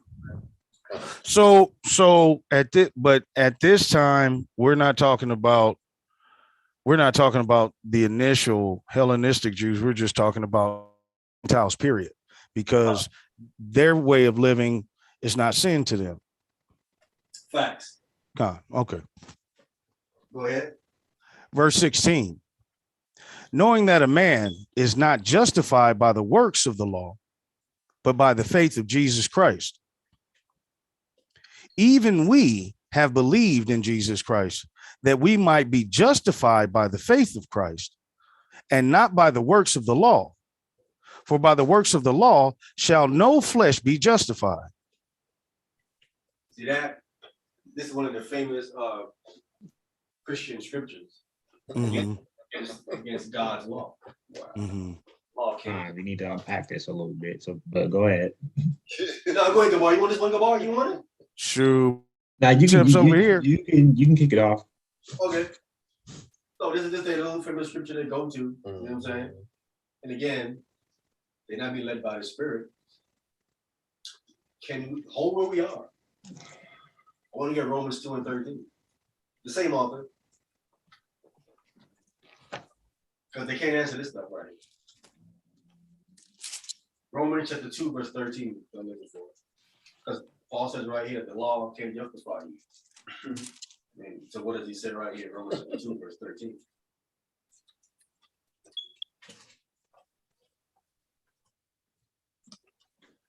Yeah, I'll take it if everybody's there. 1 second. No problem. Almost everybody's there. Yeah. You guys, they said they don't need no light. I actually turn that right on. He needs glasses, you know that. They listen. They see they have some kind of vision that sees in the dark. Oh, I know. Yeah, I know exactly what you're talking about. I'm talking about, right? Turn that light on. Hey, you really ain't got the light on over there? No, they said they don't need it. They said they don't need it, brother. So. Oh man, come on, brother. You see, hey man, All you doing is hurting your eyes. if the brother say he's okay, man, I'm okay my butt. Okay, my butt. And then when they get up towards my age, really, they're gonna be like, you better, brother? You see better? Same.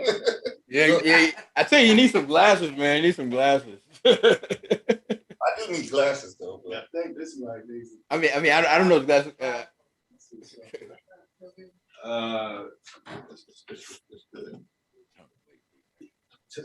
See, they go ahead, brother. They said they're good. We gonna go from there. Okay, can I read now? Yes, sir. Okay, cool. Romans chapter 2, verse 13, and it reads, "For not the hearers of the law are just for God, but the doers of the law shall be justified." So Paul says right here clearly that the doers of the law shall be justified. And it says right here in Galatians Chapter 2, right here, that the law can't justify you. So which one is it? Can it justify you, or it can't justify you? The same author is saying, sounds like two different things. This is one of the reasons why I tell these Christians, don't y'all put Paul down for a minute and prove it without him, because wherever you can go when Paul to say that Paul said something, I can go to the exact same author and find something else. Just the opposite. Doesn't matter where they go, I can find the opposite right in the same author's writing. So why not just put Paul down for right now? And let's try to understand this book, because you're falling into what Peter been saying. You're twisting it. The complicated writings. Yeah. Do you know if I would pull Romans 2:13 first, they would go pull Galatians after me, and they swear up and down that they trump me? Facts. I'm telling you, because they went last, they actually won. It's the understanding that they don't see I'm using the same author against his own words. They don't see that. That's the issue. But this shows you that Paul got to be speaking of two different laws. One that can justify you and one that can't justify you. If that's not what he is saying, you got to put his entire writings down, because he's contradictory. You can't trust him. That's crazy. Wow. So it can't mean right here in Galatians chapter 2, verse 16, that this is speaking of the Torah. This has to be another law or Torah that he is speaking of that cannot justify you.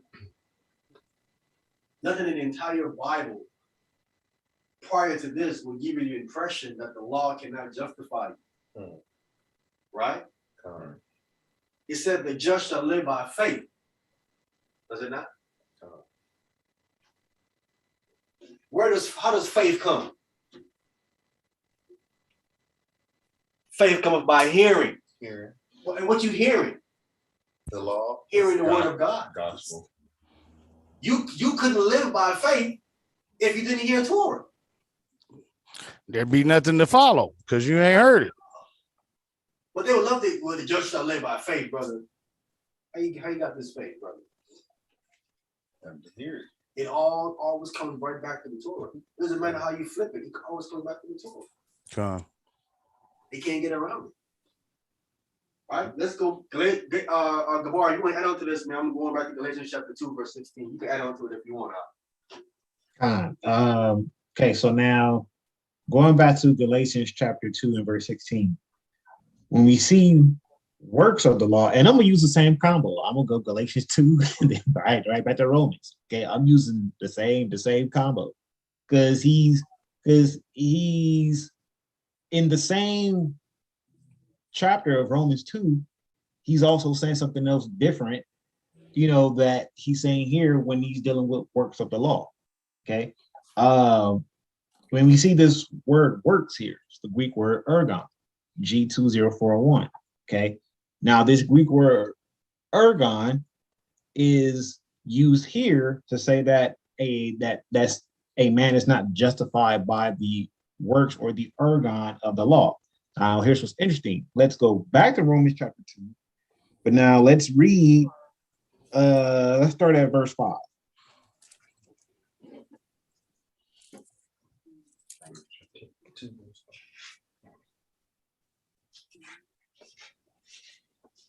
Romans chapter 2, verse 5. But after thy hardness and impudent heart treasureth up unto thyself wrath against the day of wrath and revelation of the righteous judgment of the Most High. Okay, so what's being established is, how judgment is going to come based upon what you have stored up because of the hardness of your mind. Okay, having an uncircumcised heart, as it says in the Torah. Okay, so because that's something that's, when it comes to circumcision, as we're going to see when we get down further into this, the circumcision of the heart comes into play in what Paul is saying also. Okay, So because he brings that into play because he knows that's in Torah, but we're gonna get to that later. So we see here that after the hardness and impudent heart treasures up unto thyself wrath against the day of wrath and revelation of the righteous judgment of the Most High. So when the judgment of the Most High comes on earth, which is righteous judgment, whether you on the good side or the bad side of it, it's all righteous. Okay. This is what is going to happen in verse 6. Go ahead. Who will render to every man according to his deeds. Okay. Render to every man according to his deeds. Now, guess what the word deeds is in Greek? It's the same Greek word, ergon, G2041. Okay.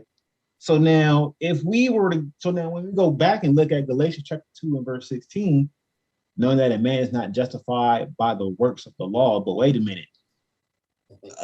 If the same word ergon is being used there, then we come over here and verse 6 is saying that the Most High is going to render to every man according to his deeds. Judgment, righteous judgment is according to ergon, but yet we're not justified by ergon.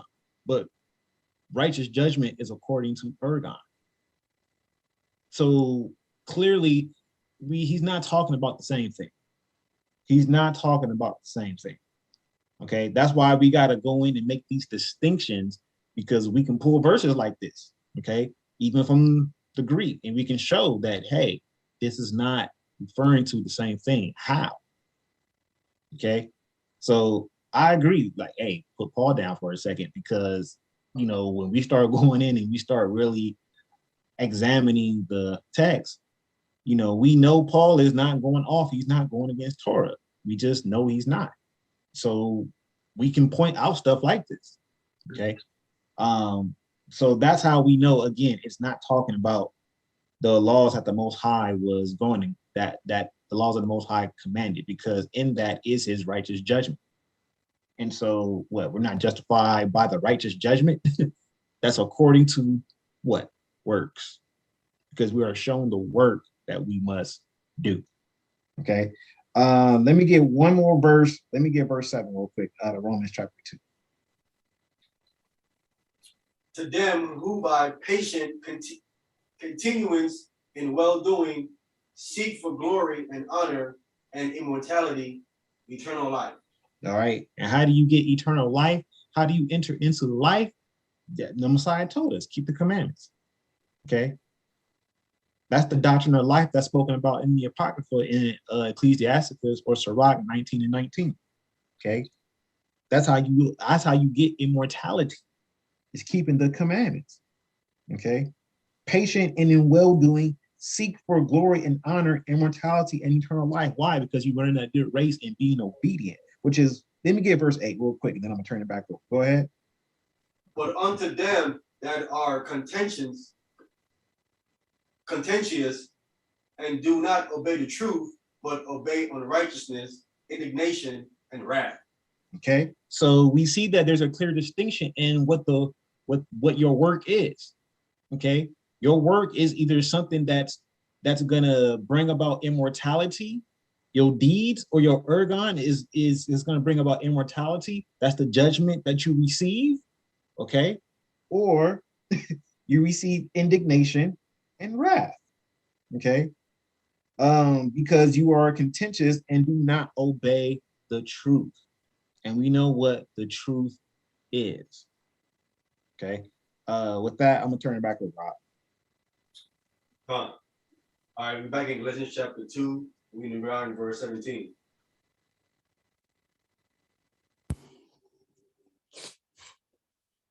Everyone there? Huh. Galatians chapter 2, verse 17. But if we seek to be justified by Christ, we ourselves also are found sinners. Is therefore Christ the minister of sin? God forbid. If you're seeking to be justified by Christ, you cannot be found a sinner, can you? Con. So if while you're being justified by Christ, can you at the same time teach against Torah? Right. You said if being a sin. You're seeking to be justified by Christ, right? Mhm. Because the understanding is this, right? I'd be reading right there. The law can't justify you. This would be the Christian understanding, right? Mhm. They saying, well, Christ can justify us. So Paul is addressing this right here. He says, okay, well, if while you being trying to seek to be justified by Christ, can you be found a sinner? You can't be found a sinner while you're justified by Christ. Oh, not just. Doesn't work. Don't go together, right? Now, if you are teaching against Torah, are you sinning? Yeah.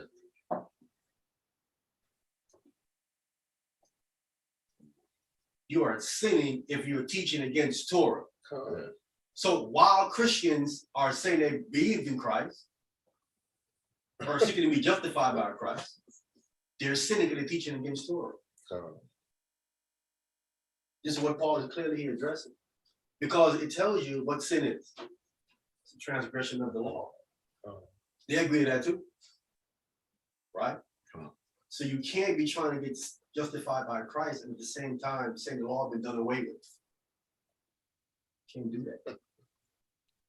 Right. And just to, go behind that and to add to that, they don't understand what Paul was addressing, because obviously something was being pushed or taught that was sin, that was against Torah. There was something that was being taught that was going against Torah. Okay. Which will make you to be found to be a hypocrite. Okay. Which is, as we already been bringing out, things like this other circumcision that's according to oral tradition. Okay. There's a lot of these traditions go against Torah. They bring you to sin because you're found a hypocrite. The last part says, is Christ a minister of sin? It says, God forbid, right? Christ did not teach against Torah. Anyone that's teaching against Torah, you are not a minister or a believer in Christ as you think you are. You are just not. You're deceiving yourself. Mhm. You're in deception. Because Christ isn't a minister of sin. No. And this is exactly what these Christians are doing. They're ministering sin to you. You cannot keep Torah, you do whatever you want to keep no high one day. David said you ain't got to keep Shabbat, and it tells you clearly in the Torah that the Shabbat is a covenant between me and the children of Israel. A perpetual covenant. It marks you as you belong to him. God. If you ain't keeping Shabbat, you don't have the mark that you belong to him. God. If you don't belong to him, who you belong to? Satan. They're teaching you to mark you to belong to Satan. That's exactly what they're doing. Now, if he tells the elder Mike, you think Elder Mike would believe something like that? He would say, he would tell me, I'm twisting what Paul is saying right here. Am I right or wrong? You would say You twisting what he's saying. He's not saying that. That's exactly what he's saying right here. But I know you don't see it. That's why I say, listen, let's put Paul down, because I'm gonna say you twisting it. You're gonna say I'm twisting it. Let's have a debate without you using Paul. Right. What's he gonna say? No. Right. You can't do it. No. He has to rest in something that's been clearly identified as people are twisting it to their own destruction. I'm trying to tell them, listen, they think Paul is helping them. And I'm trying to tell them, not understanding Paul is going to cause your destruction. Christianity don't see that. What Peter is saying going in one ear and out the other ear. They don't even see their misunderstanding of Paul is what's destroying us. It's just like for hundreds of years, we did not see what was destroying us. Not keeping Torah, not listening to the Most High, was ultimately our destruction. Always. This is why I'm pushing for Christians. Let's have a dialogue or debate and don't deal with Paul's. Listen, I guarantee you, if we have a dialogue or debate with them without using Paul, they would see what we're saying.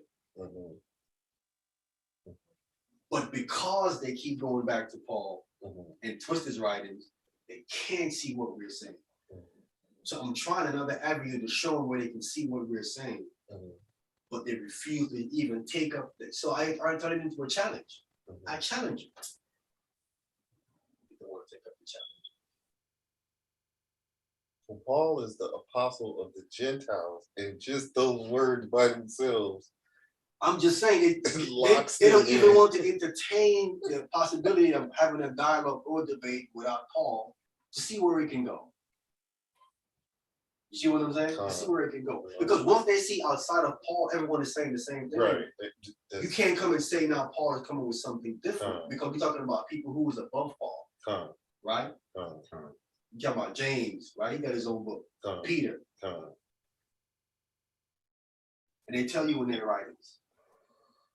You can't come with Paul that way. Once Paul is in the mix, man, I think they're never going to see it. I think they're never going to see it. And that's crazy that you could show Paul to say what the rest of the Bible is saying. Like they can show when they go to their 2 or 3 places and they are locked into a serious box here. Locked and loaded, bro. And it's just an attempt to try to show them, basically, as we've been saying, trying to bring you out your box. Come out your box for a second. You know what I'm saying? And that's the fear, man. Sometimes you gotta just come out your box for a minute, come out your zone for a minute and see what else is out there. Could it be something more that you're not seeing? Right? The people that constantly just stay in the hood and don't travel, don't know a lot because they don't travel. You gotta come out your surroundings and see what's going on out there to broaden your horizon or educate yourself even more. All right, go ahead, brother. Verse 17. Oh, excuse me, Salakia. Verse 18. For if I build again the things which I destroyed, I make myself a transgressor. Right? Isn't that true?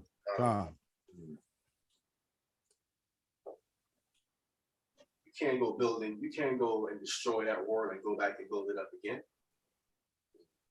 Making yourself a transgressor. Right? Now, if Christ clearly came and say, think not that I've come to destroy the law of the prophets, who destroyed it?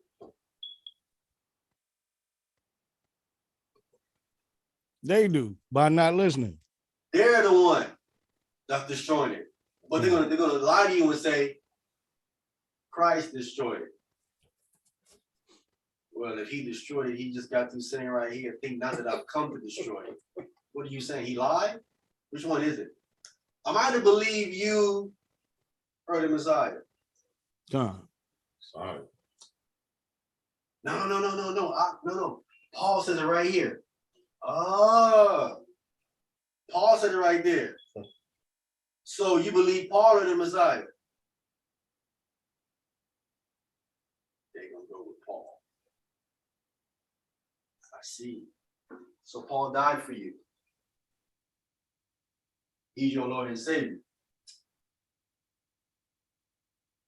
That's exactly what these brothers are saying and sisters are saying. So we cannot build again the things you destroy. And many people do that. They work so hard to destroy a certain habit, right? Or certain behavior, and then find themselves building it up again. You're going backwards. So again, if you working on the anger or whatever it is, and you work to destroy it and not do it again, you can't go back doing it again. You can't stop doing things that bring you back into that again.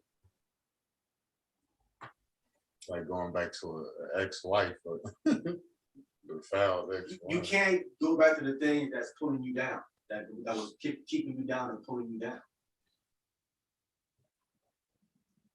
You're gonna find yourself back where you were before. If you're gonna make a change, make a complete change. People love making partial changes. Partial change don't work. A complete change needs to be done. That's why Christ is pushing the apostles. He's why he told Nicodemus, you must be born again. You're gonna be half born again. You're gonna be full born again. How can I be born again? Ego is carnal. How can I be born again in my mother's womb? You missed it. It's all about transformation and the change. It has to come. All right, go ahead, brother. Verse 19.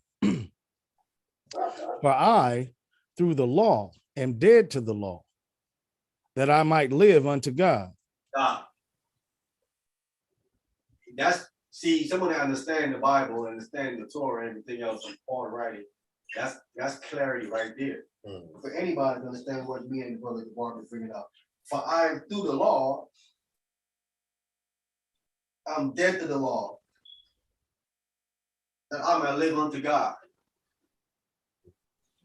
How you gonna live unto God without God's law? How does that work?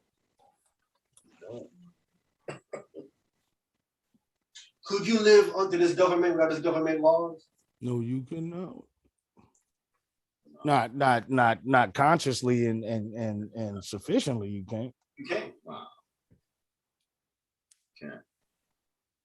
Won't work. You can live unto nothing unless you abide by their rules and regulations. That is correct. That is correct. So if Paul said through the law he's dead to the law, it can't be God's law. If he wants to live unto God, how would he know how to live unto God without his instruction? That goes back to what God is saying to the Israelites in the wilderness. You want to listen to my law? He says, okay. Do it how you think you should do it. Do it your way. And see where that gets you. Your way. See how far that gets you. Nowhere Yeah. fast. Wife from Crenshaw with a note in her hand. You got issues, Tony. I'm just, man, it's like, how long do we got to do it our way to find out that don't work? Wow. Like I said last week, you keep bumping your head because it feel good. Brother, you must be correct. When I bump my head, it hurts me. I don't know. It hurt. Right, con. I didn't dribble my head. My foot, my hand, nothing. You know what I'm saying? So they must enjoy though. For some reason, they keep doing it. Con. Knots everywhere. I love making popcorn inside my head. I mean, he loves you. Right, con. Yeah, until you get that concussion and you, oh, in the name of Jesus. Right. You want to call him now. You weren't calling him before. The drums. Yeah, because I was just knots then. Right, that concussion though. Yeah, you go, whoa, a little woozy. Whoa. Go ahead, brother. Verse 20. I am crucified with Christ, nevertheless I live.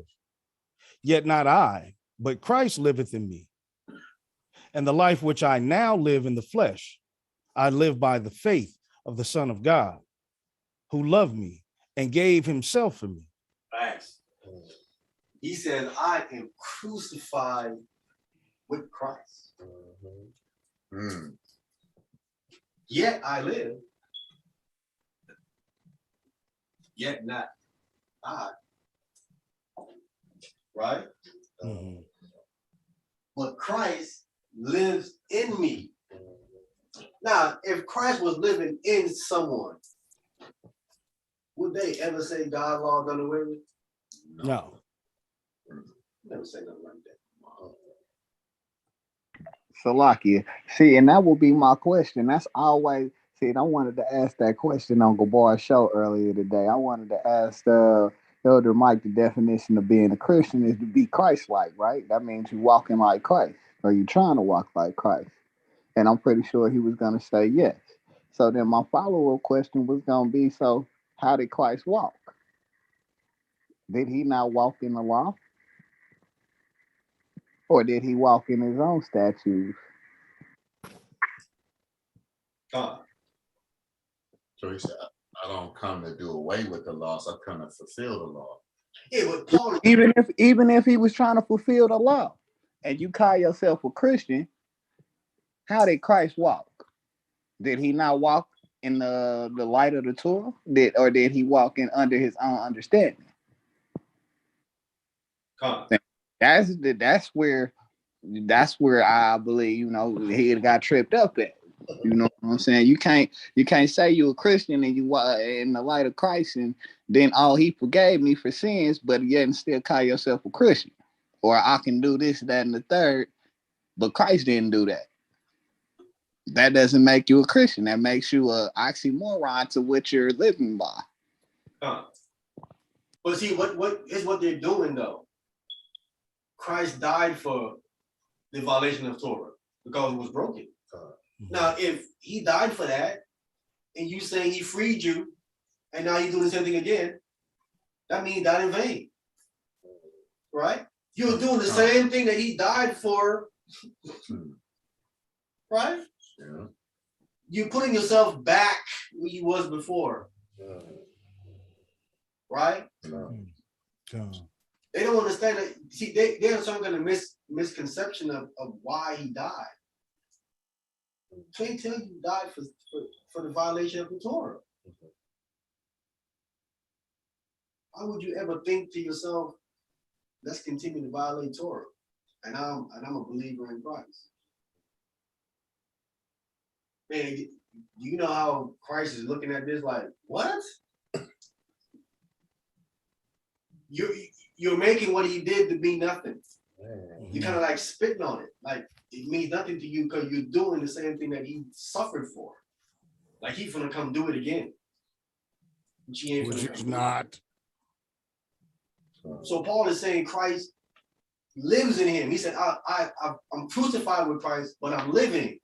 But he said, listen, I'm alive, but listen, it's not really me that's living. It's Christ that's living inside of me. If Christ is living inside of you, it's like Christ walking right now, but he's walking inside of you, right? As Emmanuel brought out, if he's walking inside of you, he kept Torah. You should be keeping Torah too, because he's walking inside of you, is he not? So where is this did away with Torah stuff at? That's added and taken away. That's added into the text. Yeah, because Christ's not walking in them. Christ ain't in them. The Holy Spirit's not in them. But they'll tell you that they are. I'm God. The Holy Spirit got me. I'm going with the Spirit. All a bunch of lip service. Right? And so again, that's why you have to challenge them, regardless if it's going to turn into an argument or whatever the case might be, because they might view it as they might try to view it as you trying to be confrontational, but you're not. You see the danger in what they're doing. You see what's happening, right? And that's why it tells us we are commanded in the book of Ezekiel. You're a watchman. You got to give warning to them. It says, if you don't warn them, what happens? It says there's blood on your hands, right? So it isn't about, well, I don't want to get in a competition with them, but I don't want to rub them the wrong way. No. You have to say something once you see the error. If you don't say something, God's going to say, you didn't say nothing and you knew better. Are you more worried about me or are you worried about him? Which one is it? Who are you more afraid of? So you rather upset me and be cool with him, That's how you moving? That's why I tell them. They tell, oh, man, you confrontation with me. You go, yeah, I am. Because I'm more afraid of him than you.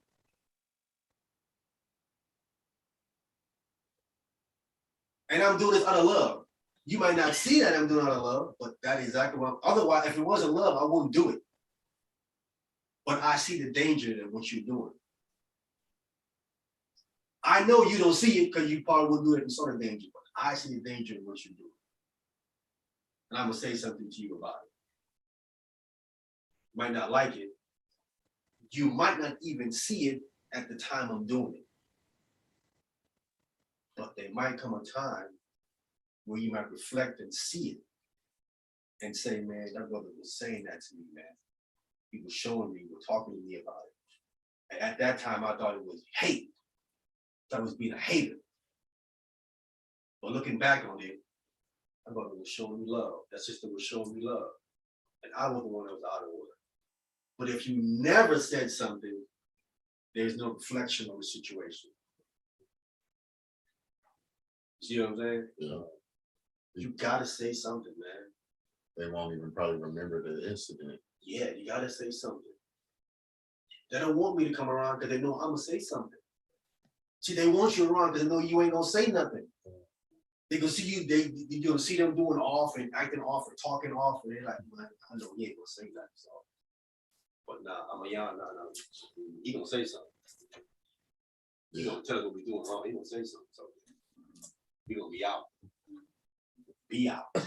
He gonna hit us with the truth. Right. Be out. Be out. You know what I'm saying? Because I'm not dying for you. You feel me? I'm not dying for you. I'm gonna tell you so you're blowing on my hands.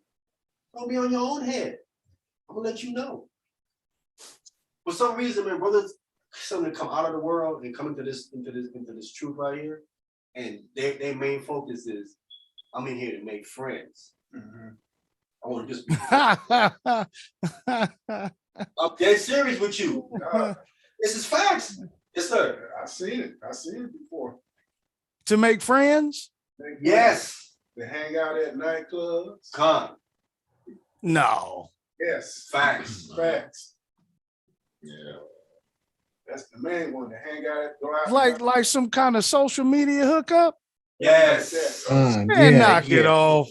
Yeah, yeah, like a lot of brothers and sisters get into this because they think it's a social club. Wow. Sound like a Man, y'all forever telling me some crazy business, boy. I tell you. True. I'm just Like, even when you watch street teaching videos, you'll hear people out there like, do y'all have fun? Do y'all go hang out? It's like, what, you worried about the wrong thing? Yeah, that is. Yeah, but this sound more like that we're is talking done, but you're about really worried about the wrong thing. ChristianSingles.com or some business like some of the things you guys were expounding on last year, like or even when I first sat with you brothers about how, and I heard that from Elder Pastor Clark too, that some of the brothers would use the gospel to promote, to use it to hook up with some of these women. And I'm like, what? Facts. Facts. I guess I got to see it, man. But man, that's crazy. Hey, stick around. You stick around. Yeah, I've had in my early days, I've had people tell me, if I want to get a sister, like, hey, all it takes is a couple scriptures. What the heck is that? Fact. I've had brothers tell me. Facts. Is wrong. Wow. that is just sickening. That's I'm sorry.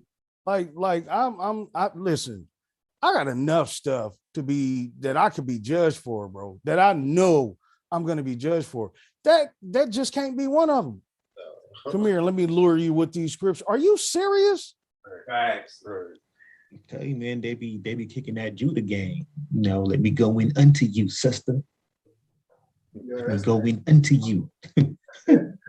That's crazy. I don't see that. That's crazy. Hey, that's That's them giving themselves these titles. Watch them closely. General, captain. They want these awards, they want these titles, they want all these different things. Why? They're trying to attract women. They're trying to exalt themselves and attract women. That's crazy. And you have some sisters who are weak-minded like that, and they get caught up in these titles with these men have. They get caught up in titles, right? Especially if he's someone prominent in the camp, where he's number 2 or number 1, all up in the little ranks right there.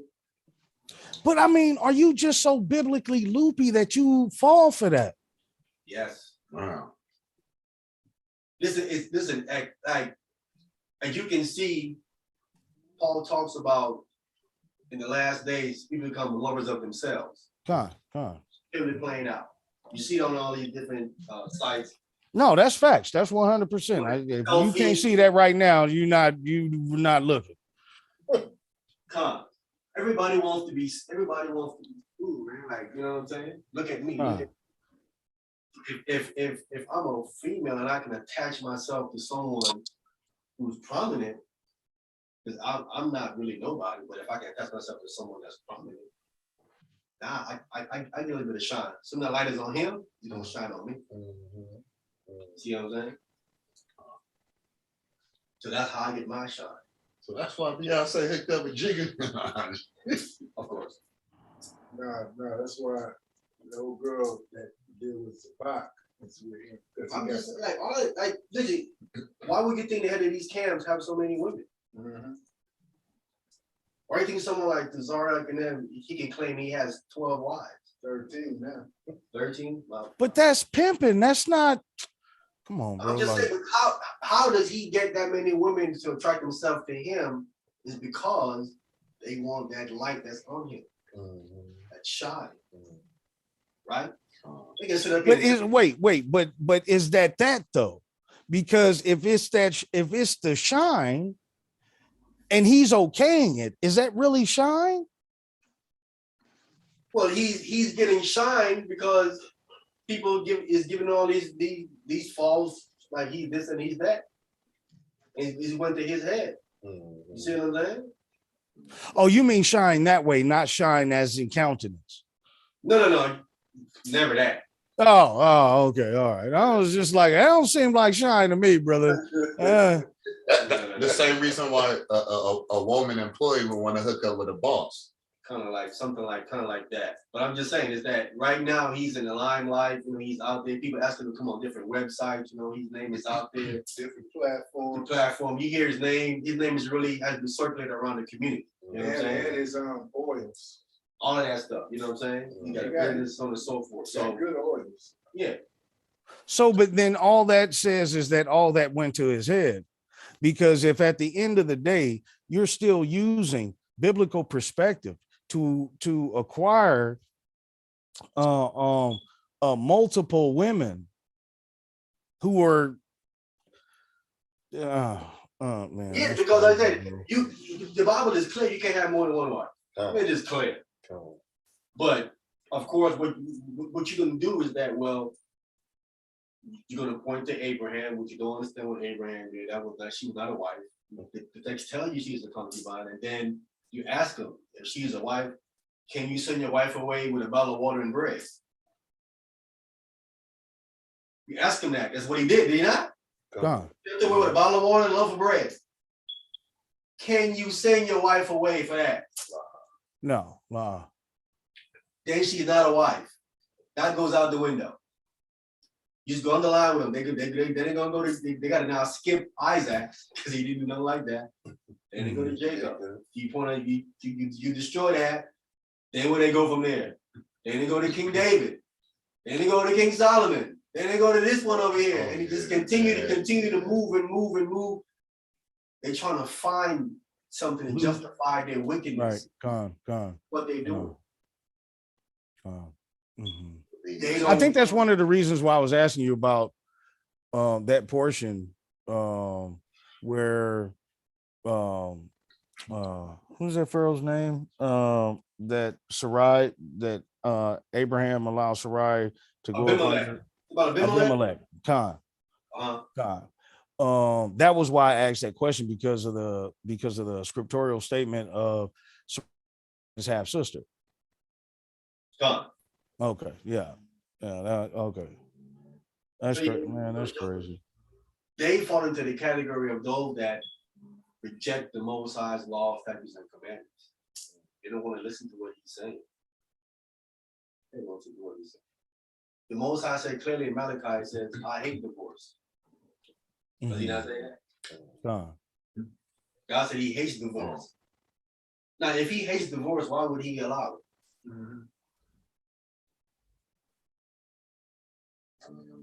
Didn't allow it. Yeah.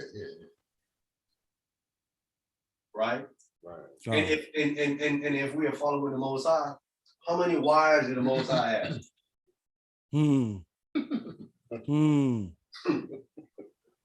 How many? Out of one. Israel. Then they get crazy and wicked. Well, it was a southern kingdom, and so now he cut his wife in half. So now he has two. He broke the sticks. I'm just pointing out how far they would go to just to try to justify their wickedness, bro. So even to the point of, I guess that's why Solomon keeps being brought up so much, because they weren't looking at the point as to why the accumulation of wives and concubines, right? And so, well, Solomon did it. Well, you not. First off, you ain't Solomon. That's first off. Secondly, Solomon did something that didn't get him immediately smashed on. You know what I mean? Which was the promotion of completing the temple, right? And the what was that? Provinces acquiring further land through the other provinces. And it's like, okay, but what are you doing? You out there, you trying to get the rewards before you even did the work. Will Solomon had his concubines and wives, and okay, so what are you doing? Well, I'm still, I'm headed there, we gonna get there, but I'm just acquiring these things along I just don't get it, bro. Like, I literally am going to have to say that I don't believe in any one of you. I just think that's just crazy to use the Bible to acquire these women for the purposes unencumbered by the word, or the manipulation of the maneuvering, because you can fool somebody that's not reading. You know what I mean? But he can't come to you. He can't come to Gabar. He can't come to well, I haven't heard Brother Zadok very much, but Zadok, you know what I mean? Couldn't fool you guys with that. You mean? But let the individual see that you don't know very much, and to solidify and back them up. You feel me? They'll be like, okay, well, no, brother, say this, and they'll go to scriptures that seem plausible. You know what I mean? But that's only because the combing hasn't taken place, because it would immediately say they're not supposed to be doing what they're doing, or else you fall in line with everybody else that says the law's been done away with. So you're saying that the Lord is okaying you to do that? Well, yeah, brother, it's right here. I'm like, there isn't a law that says you can have more than one wife, and then they'll come back and tell me. But there isn't a law that says you're supposed to have one. I'm like, yeah, there is a law that says that. Talking about which law says you only have one wife? One that says you're not supposed to commit adultery. That one right there. Because it says them twain shall be one flesh. But right? They get that confused with 7 women will take hold of one man. Definitely. Yeah. And that's why we go there and we give you understanding on that. It says in that day. It says in that day. You don't know what day that is, first of all. Let's start right there. Con, right. Second of all, it says 7 women shall take hold of one man. Mhm. Point it out to me right now. Where's that happening at? Not you trying to mac to them and seduce them. 7 of them on their own decide to do with just you. Come to you. That's what it says. Come. On their own, without no coercion from you, Con. shall decide to come to take you on their own. Right? And that's not the initial you, that's just the name of you, right? Yeah, but it says that the women are doing this to take away their reproach. Con. Take away the shame. Con. So that means automatically they're not targeting an unrighteous man. That will keep their reproach. Con. They're targeting a righteous man. So they can be saved. Now, a righteous man that's keeping Torah ain't gonna take 7 women. Wow. This is a violation of Torah. So it would never even happen. Wait a minute, wait a minute. They don't. That's what you I'm just trying to shut that all the way down. It doesn't work because the text never said that the man took them. Of why would not some of them attempt to take a righteous man to get a reproach? Of course they would try, but the text never said that this man took him. Right, he ain't cracking. Because he's not gonna take him. And that's for them to be saved in childbearing? Huh? That's for them to be saved in Take childbearing? away their reproach. Right. And so that means also those that have had children and they don't have a husband, right? Well, because that's supposed to be frowned on. Well, one of the aspects of reproach is being barren. Right? Oh, okay. Okay, yeah, con. That's a shameful thing too, con. Right. He said, God, I take away my reproach from among men, he says. So one of the aspects of reproach is being barren, have children. So if these women in Isaiah 4 can't have children, why would this righteous man want to take them? Because the whole point of having a wife is to have a family, right? And 7 of them can't have children. So again, that would eliminate him wanting to take them. But is that not excused considering those that have been bearing a second wife is acquired for one who can bear children. Thus, he's given who's that? Lamech was like that, and so was who's that? Who that's who else? Two wives? Is that I want to say. Well, Lamech, yes, but there's somebody else too. Was that that was Jacob, wasn't it? As far as what exactly? That had a wife that was barren. That's what we were talking about. I think it was 2 weeks ago. I'm talking about Samuel's father. I'm forgetting his name. Talking about Samuel's father. Who was that had the two daughters that was that Laban? Jacob. But he was talking to Laban, right? Con. Okay. Yeah. But that was she was barren at the time. Who? The older sister. Oh, that was just a trick. That was just a trickery of their custom from right. Right. Okay. No, she wasn't barren. That was trickery of marriage in their custom because she was the older sister. Okay. Yeah, but they run the Isaiah chapter 4 to try to say they're gonna, you know what I'm saying, but the text does not say what they say it says. It doesn't work. Not only and that particular part of the verse belongs to the 3rd chapter anyway, because you don't start a chapter out by saying and. Yeah, it belongs to the previous chapter where he's dealing with sisters who's out of order. To the correct part of the text and put that part up there with the sisters that are out of order, you can see now why they're trying to give it one man. Because the entire chapter is talking about how that they are out of order or so. 7 women are out of order. It would be like weak just to set them like Yeah, because 7 headaches to come along from nowhere, like, you know what I mean, within doing righteous, yeah, a man of the law. the text even said that the women, they said we could eat our own bread and wear our own apparel. That means that they wasn't eating their own bread. It was eating shrimp, crab, pork, lobster, and it wasn't wearing their own apparel. It was all kind of stuff. Right. You know what I'm saying? Come. So No head wraps. They gonna come out of men in order, all out of order. you know what I'm saying? When you want to justify your wickedness, you try to go over and try to find something, bro, and it's not there. But if you want to twist something up,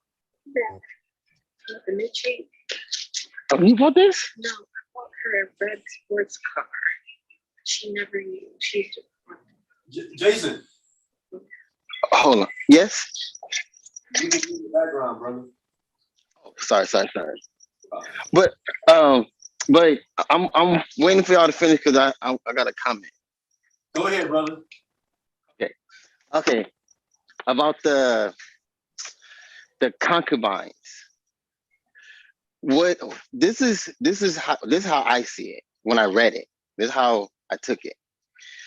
When he is talking about concubines, it was only two exceptions of having one. One is that your wife couldn't have no kids at all. She can't have no babies. One. So you are a lot. How I took it is that God is saying, if you want to have kids and your wife cannot, then you can have a concubine to have children with. Then two, if the woman's husband have died, because there's only one way for the marriage under God to be devolved, if through death. Correct? So if the woman's husband have died, then you may marry the woman again, because her husband has died.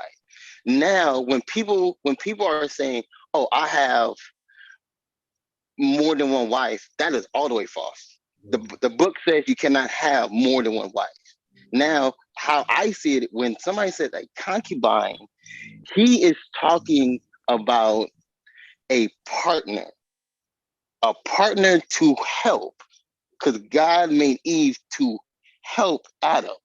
So if you have a concubine, the concubine is only to help you with what you have planned for your future.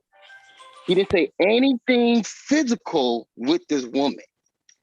Nothing physical. You cannot have any kind of physical intercourse with this lady. With any, you can have 5, 10, 15. If you're going to have all these women, he still says you cannot have sex with nobody. If they are there to only to help you with your plan for your future. Like, oh, I plan to build a business. I plan to have a farm.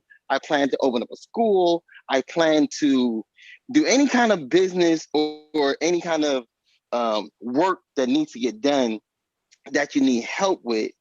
That's what a concubine is there for, just to help. No physical anything. That's how I see it. So when men be like, "Oh yeah, that's my girl, and yeah, she's here to help," but then when y'all have physical relationship, now you're all the way out of whack in the book. Well, people take concubines when their wives have died, or as you said, they can't have children, right? Mm-hmm. We also have people that, even though their wife cannot have children, they don't do nothing like that. We have John the Baptist's parents as an example. Elizabeth was barren up into her old age, right? They've been praying for the longest, and finally God answered their prayer. But Zechariah never said, "Well, I'm going to give me a concubine because my wife can't have children." Mm-hmm. He stuck it out with her all the way, you know what I'm saying? Until finally God answered their prayer. So that's showing you that even though your wife can't have children at the moment, you just stay praying. You know what I'm saying? Why do you think Slakia? Why do you think? Because that's a big deal there. And oddly enough, it seems more common, almost as common as having children being barren over there. Why do you think that is? You mean being married? Yeah, Khan. Something going on with the woman. That God is closing up her womb. For whatever reason it is, he's closing up her womb. You know what I'm saying? That could be many reasons why he does it. That's interesting because that happens a lot in the word. A lot of women were not that much, because that's kind of like random. That's kind of rare that happens. You know what I'm saying? Otherwise, but I mean, it happens. It happened frequently enough that it's noticeable. Well, I don't know how frequent it is because the children of Israel couldn't multiply like they did in Israel if that was happening. I get that, but I mean, having to be barren, like, I mean, I know the time span, to some degree looks close, but it's spread out. We can probably count them on, I think, one, maybe two hands. All the women that was barren in the Bible, we can probably count them on. I mean, again, these women are barren temporarily because eventually they start having children. Sarah was barren, but then she had children. So this is barren permanently. Gone. You know what I'm saying? Have children. So it's also teaching you that the barrenness is not permanent. Once you're faithful to God, He's eventually going to open up your womb and allow you to have children. It might be in your old age, but it is going to happen. And if you do it in your old age, as we can see with Sarah, He will rejuvenate your body and be able to give milk like He did with Sarah. You know what I'm saying? So He can perform a miracle all the way into your old age. Gone. Without a doubt. You know what I'm saying? And that's the example that the Bible is trying to lay down. Completely missing. It ain't for you to go quickly go jump and get another woman because your wife can't have children. It's for you to stick out with her, to be faithful, right? Because you're considering her feelings. Because if you go get another woman, how do you think she would feel? Oh yeah. You know what I'm saying? Like that. Like these guys, they don't care about their mate's feeling. It's just about they selfish. It's just about them. They're selfish. That's what they're doing. Yeah. And this. Because what if she cheat on you? You're gonna be hot. You gotta do away with it. And what's so crazy about she cheating on you? You mad at the brother, not even her. Because you love her. You got beef with the brother. Am I right or wrong? You know what? I just got to call a spade. I got to be back. No, because everybody is held accountable for his or her own actions. There is no way, unless she is all the time coming to you, that you don't know she's encumbered by somebody else. I'm just saying that she could have told the brother, "Hey, I'm single," but the situation is you be mad at you. I'm in agreement there. Yeah, I'm gonna tell you, he could be telling you, bro. She told me she wasn't with nobody. And you don't even hear that. You know what I'm saying? I'm just pointing out that men out here not considering their mate's feelings when it comes to someone else, but if she did it to you, it would be a totally different problem. You know what I'm saying? I'm in agreement. Yes, sir. No, it was just ready to say that, and I done lost my train of thought, but the thing is that he's gonna be mad at the brother, but the sister is at fault all the time. She's vindicated in his eyes, you know what I'm saying? But right. It should have said something. I got a husband. That's all she had to say, but no. Salakia, man. I don't know. I was raised a little different, man. I was always taught, hey, man. Obviously, she wasn't never yours to begin with. So But some brothers, though, I do know what you mean. And some brothers like, man, yeah, they take that to heart, bro. They take it to heart. But you know, I don't know, something like I was raised different. I was like, man, that never was you to begin with, bro. So what you I mean, I expect? feel if you're gonna come in there, and I mean, I'm in a I'm in a different mind state now, but you know, if you're gonna knock one head, you gotta knock them both. But I mean, but that's that was just the way I was thinking then. I mean, it's like, because he can't get it unless she give it. If my thought in the world was, okay, well, you're gonna go out there and go mess around. Okay, well, be there where you at. You know what I mean? Come back here, come grab her stuff, and y'all can bounce. You know what I mean? But if I come home and I catch it, You gonna do what? I'm gonna mark them both. Here you go. See what I'm saying? See what I'm saying?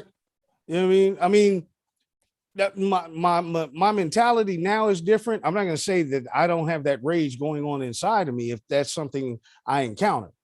You know what I mean? It is a hard thing to catch yourself when you're grabbed like that. You understand? So your conscious mind at first, you are without thought. And so when it happens, that's an abrupt thing. That's a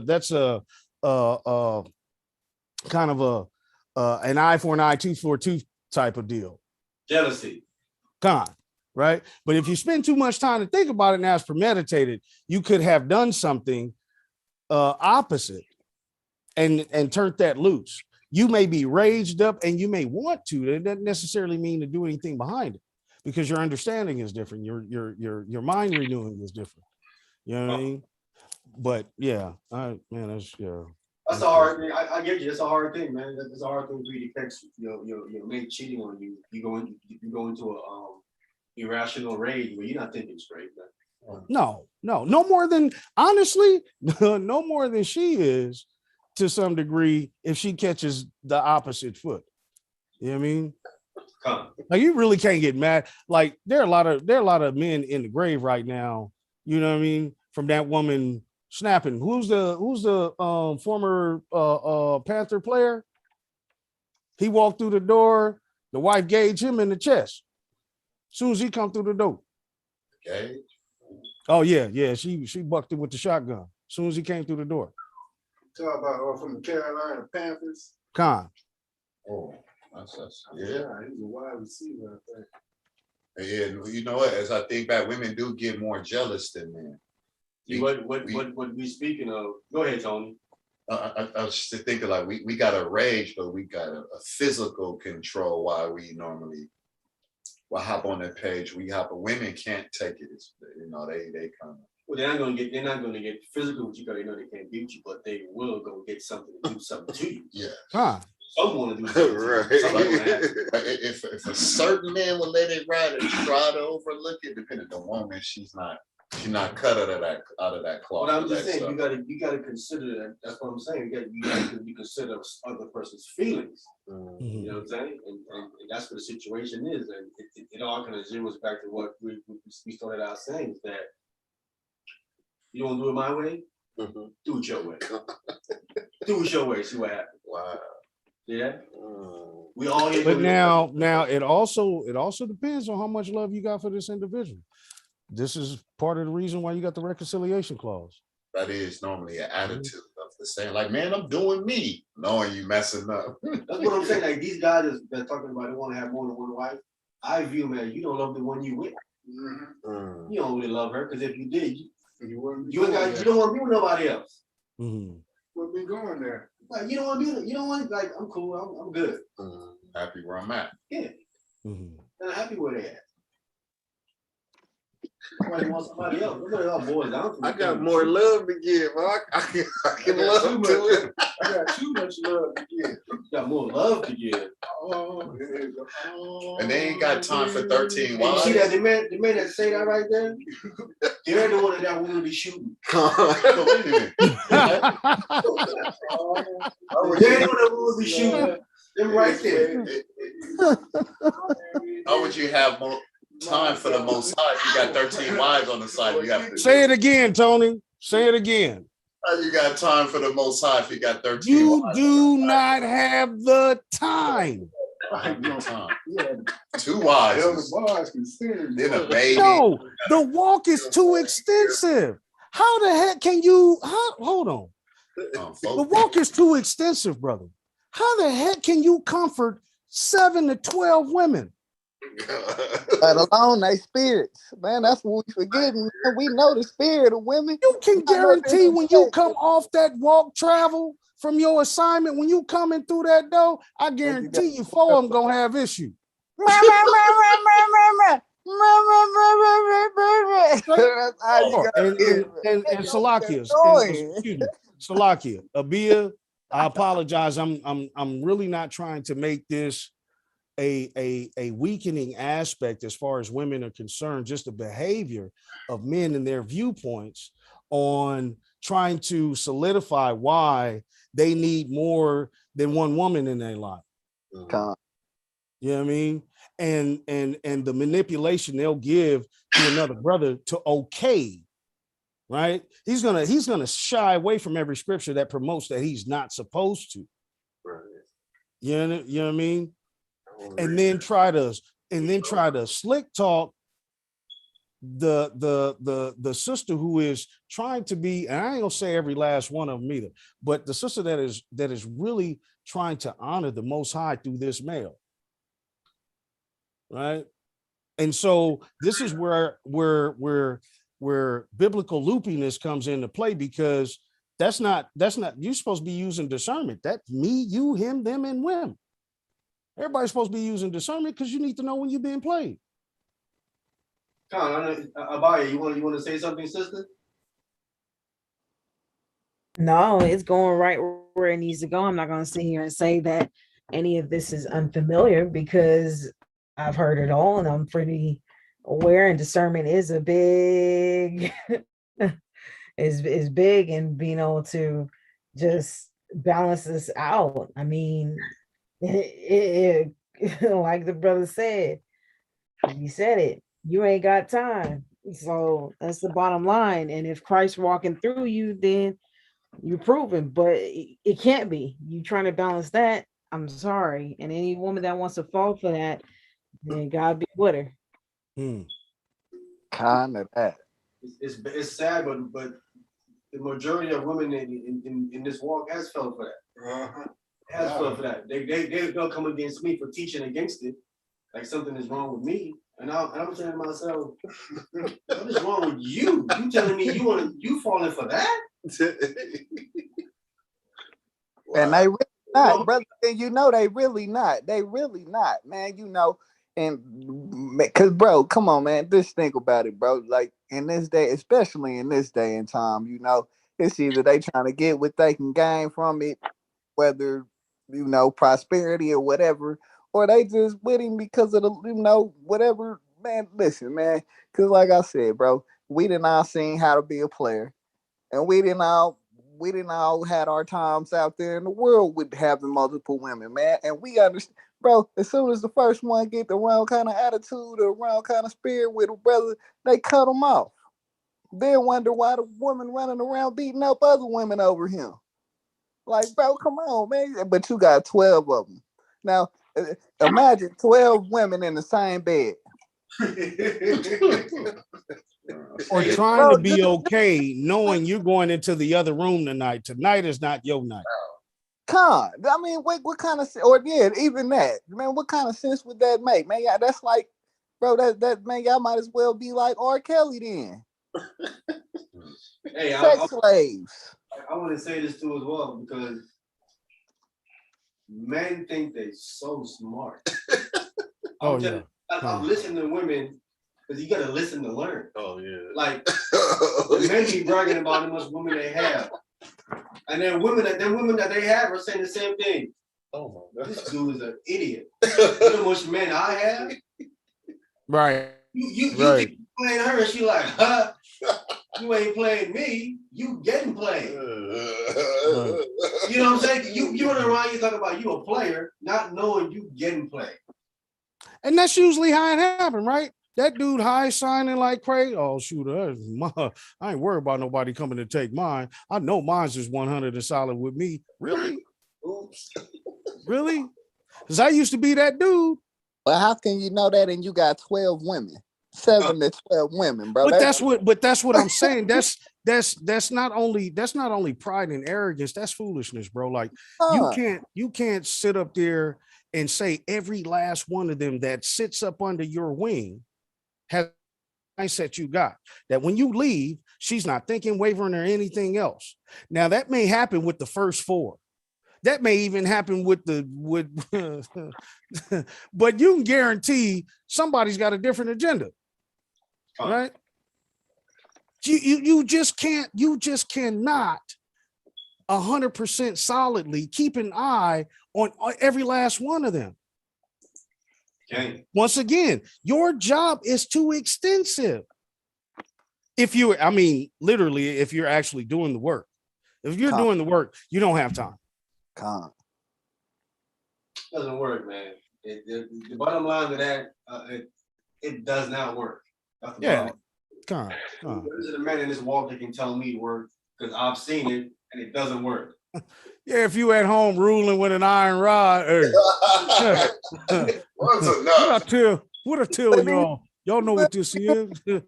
Even then, hey man, they run off when you get aggressive, get too aggressive, man. You know, like you said earlier, man, it's pimping, man. It's holy pimping, bro.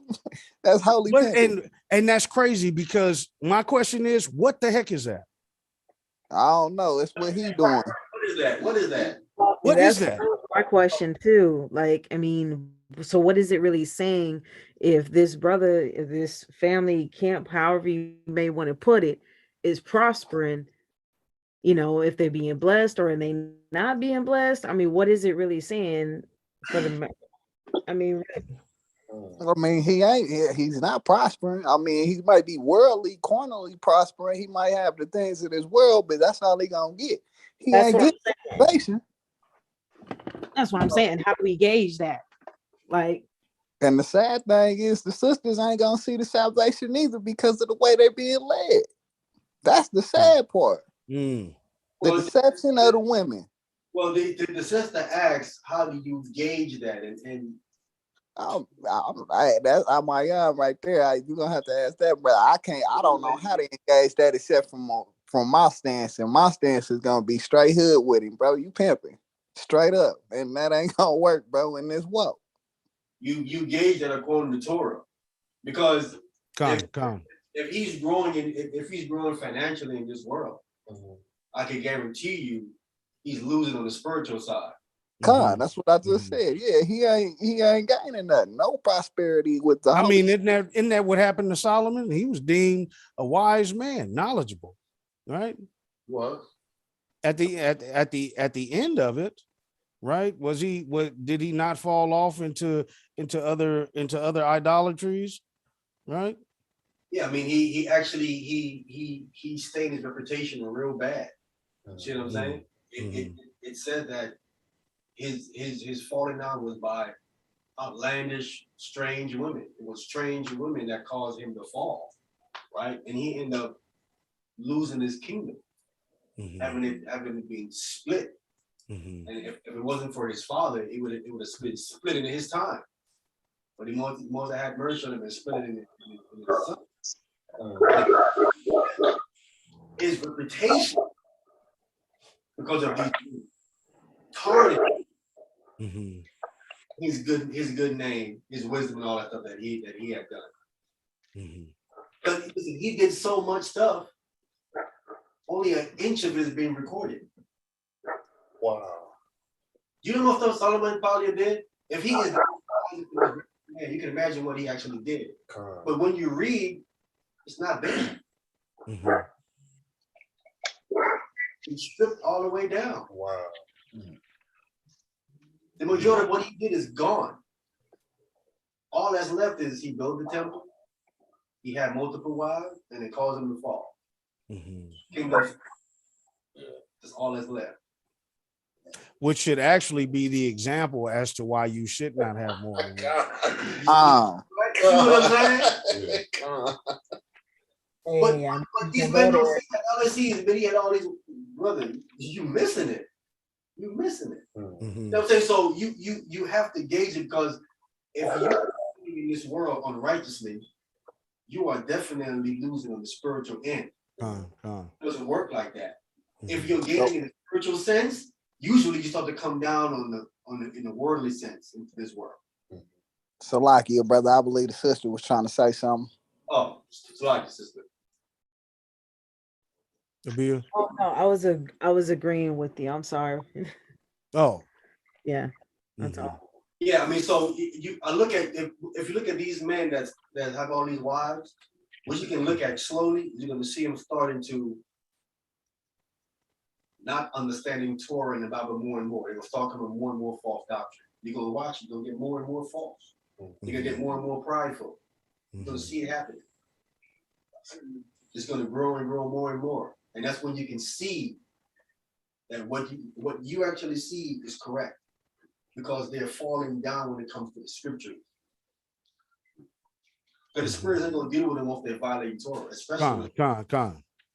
You cannot do that and acquire all that and say that the spirit moved through you to do that. Do that, not like that. And that's why you hear doctors like John and in the truth. It's Big. God, big. you know what I'm saying?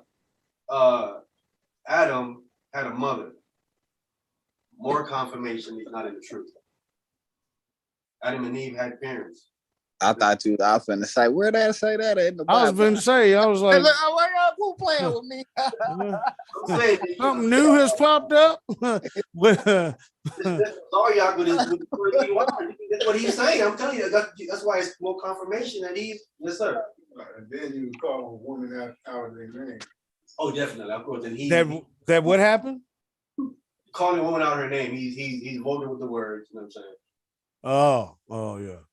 Oh, I mean, and he's with a man that believes you can have anal with your wife. I mean, he's just getting worse. So that's the confirmation that what he's doing is wrong, but he doesn't see that what he's doing is wrong.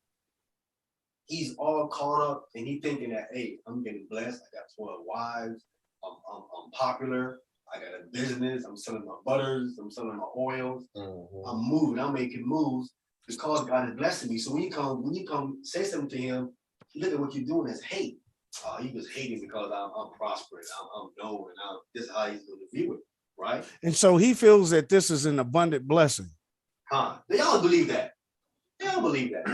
Wow. And then they're gonna go to, are you married up? They all believe that. You know what I'm married saying? up? You need to come do it like this over here. They all believe that stuff, bro. It's cold. I see with Israel go through with one wife, and then 7 or 12 that one. Brother, they've had problems with just 2. Problems with 2, man. Brothers got problems with 1. No. I'm saying they've had problems with 2. Why would you want to keep adding? Let me tell you something, brother. I don't know how many of y'all have been with women during their periods, man, during their monthly cycles. Okay, but you got more than 2 in your home, and usually one kicks in the menstrual cycle on the other one if they're around each other. So you got several bad attitudes, and ain't the words I wanted to use. You got several bad attitudes running around your home because everybody's not solid that day. Like, that's every month though. You feel me? 1 is enough. I'm not going to CVS for a pallet of sanitary whatever in the heck. Brother, what's going on at your house, man?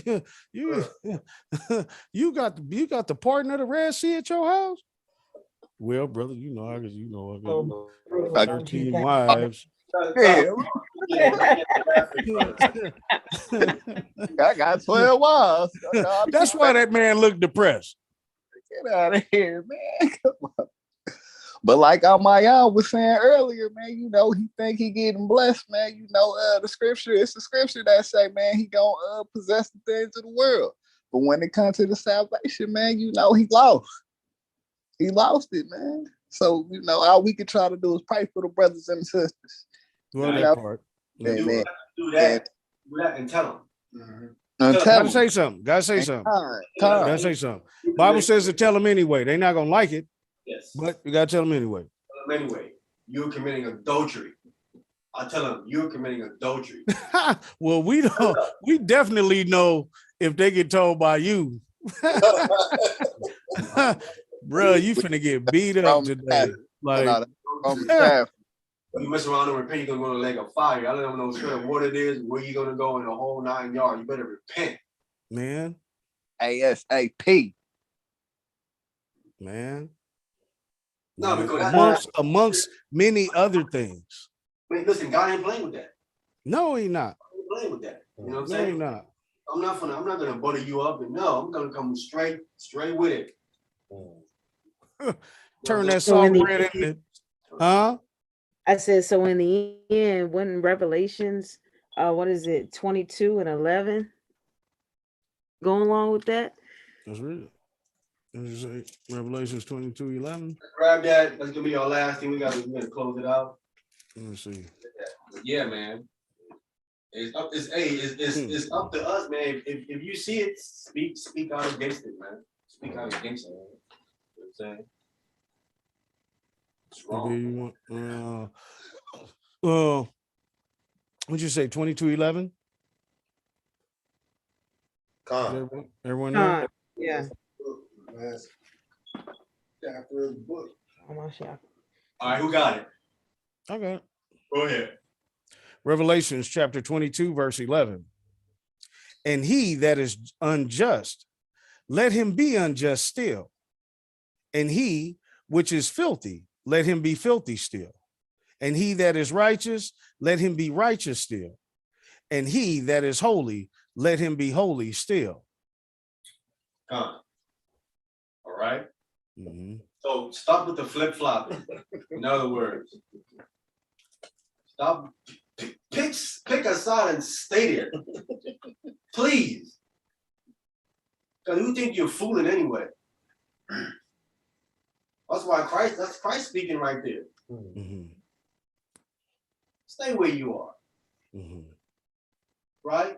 Mm-hmm. Because the most I deal with no man are double-minded. You're stable in all your ways. So if you wicked, yeah, just stay there then. Mm-hmm. Right? You right, stay there.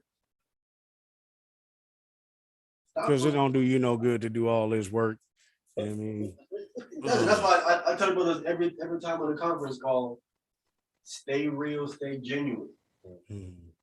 Always be that person people can count on you to be. Like, because when someone accuse you of something, you can say, nah, not him. He been that way since I met him. What you saying? I don't believe that. I need some real proof. That's why we had them witnesses. Yeah, but if I'm always flip flopping and someone says something to you like, I can believe that. He flip flopping. I can see him doing that. Right. Like, brother, I can tell because I see the flakes on your shirt. Now I don't know if that's dandruff or what, but I take stuff like that as a good omen. Crazy. Man, your shirt just told me how flaky you was. For real. Man, I just didn't use no baby oil. Hey, I just had one more question on my own. You know how the scripture tells us how we supposed to protect our women or our wife. You protect 12. World War II. Well, first off, I'll be honest with you. First off, if they online like that, they better all have each other back. If you got me out there just boxing and you ain't out there boxing with me, I got 12 divorces to give out when I get back. Hey, tell the war. You can't divorce all 12 of them. You stuck with 12 of them. There's no divorce. Somebody faulty. I just ain't combed everybody. I'm just saying, this is the problem with that too as well. You can't divorce them. If things are going bad in there, you can't be like, well, I'm going to give you a bill of divorcement. Right. You stuck. But technically, only 11 of them don't belong to you. Yeah. 11 of them don't belong to you. So whoever you marry first, that's it. That's what you stuck The with. other 11 ain't nothing but concubines. No, can we read it? The Torah don't say that. There's a problem with that. Deuteronomy 28. Let's read what it says. Watch. And listen, this is how their wickedness catch up to them all the time. What the Torah said, it clearly kills them, right? Deuteronomy 22. Deuteronomy 22? No, I didn't say 28. Did I say 28? Yes, you did. Deuteronomy 22 is what I read today, bro. Okay. Verse 5? 28. Oh. 22, 28, 28, and 29. Deuteronomy chapter 22, 2 verse 28. Yes, sir. If a man find a damsel that is a virgin, which is not betrothed, and lay hold on her and lie with her, and they be found, then the man that lay with her shall give unto the damsel's father 50 shekels of silver. Go ahead. And she shall be his wife, because he hath humbled her.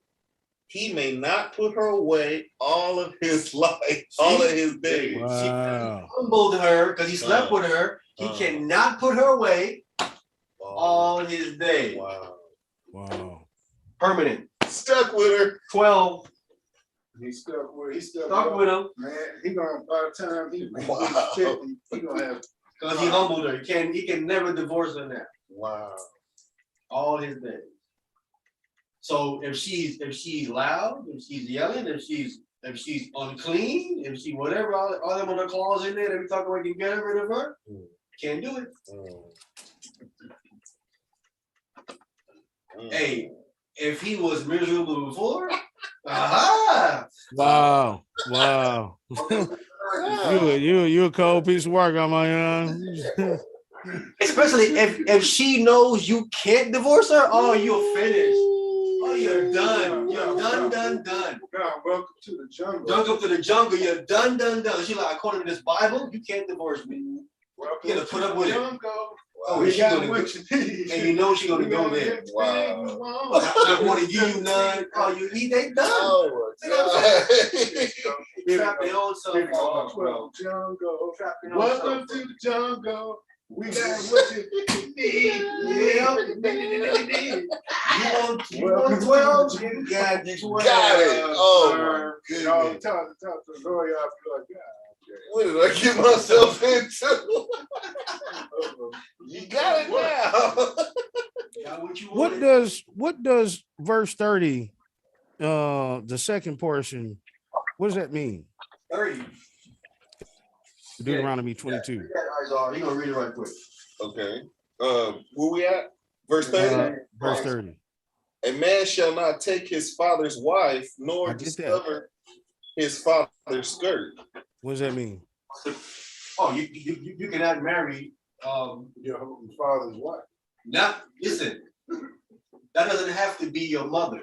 It could be your father has another woman after your mother had passed away or whatever. She had another woman. You cannot deal with her because you'll be uncovering your father's skirt of nakedness. Oh, okay. Because there's men out here that do that. That's what I was thinking. Okay. They do that. Didn't one of David's sons do that? Huh? That was his sister. Oh, did a sister like that. Reuben did that. Reuben slept with one of his Jacob's concubines. Wow. He uncovered his father's nakedness and he lost his birthright. So even if it's the concubine as well? Because he slept with her. So okay, so this is the age-old question. So do you think Solomon slept with all of his concubines? Talking about all 700 of them? Yeah. Maybe. I don't know. He's girl crazy, huh? He might have. I can so say, but Man, you got to be exhausted. I mean, he didn't do it all in one. He didn't do it all in one day. He got 40 years. He did it all in one day. I'm gonna see how on I am today. I'm gonna knock out the wives today. They don't get on over. If I make it by 12, I'm gonna get to these concubines. I just He trying to do all that in one day. 700. Oh Lord. Boy, Viagra gonna blow your heart out. ain't no Viagra at that time. Unless he off the root. But ain't no Viagra at that time. So that's what I'm saying. Don't blow your heart out. They had some good herbs that time back then. I don't think that would happen, bro. No, it would help with You need spiritual power to do something like that, bro. And your legs. Well, yeah, but if good, boy, your legs ain't gonna work. Come on, now. but that's what I'm saying. It's like, you know how for boxers, we're urged not to have any sexual relations during training because it weakens you. Go ahead, brother. Right. And so you got 300 wives, 700 concubines, right? And it's just to see that you're going through them. I mean, it would destroy the spirit because you're everything is of a physical nature, and so it muffles you. Even if it's one person, it muffles you a little bit. You know what I mean? Because you need time to readjust, a recharge, or revigorate, right? But you got Wait, 700. Don't get the 300 wives. Don't forget them. That's what I'm saying. Yeah. So Yeah. Yeah, brother. That's 1,000. That's 1,000 women. Yes. You mean to tell me you got 1,000 women? Somebody had. I just don't see him knocking out 1,000 people. Now, granted, it's a different time back then. You know what I mean? It took him 4 years, that's a war. 40 years. I guess so. Yes, sir. Or you didn't age yourself real quick.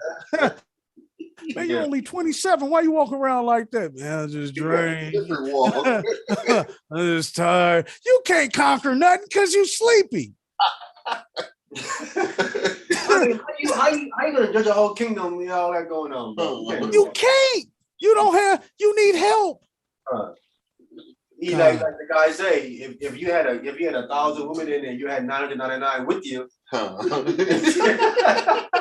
by yourself. You had 999 was with you. You went in there alone. I know that. Man, you hurting if you are. You all them being princesses. Yeah, the resurrection. You went in there alone. You had 999 other brothers with you. Right. Man, that's bananas. That looks like greed, though. Isn't it, bro? Yeah. Isn't it?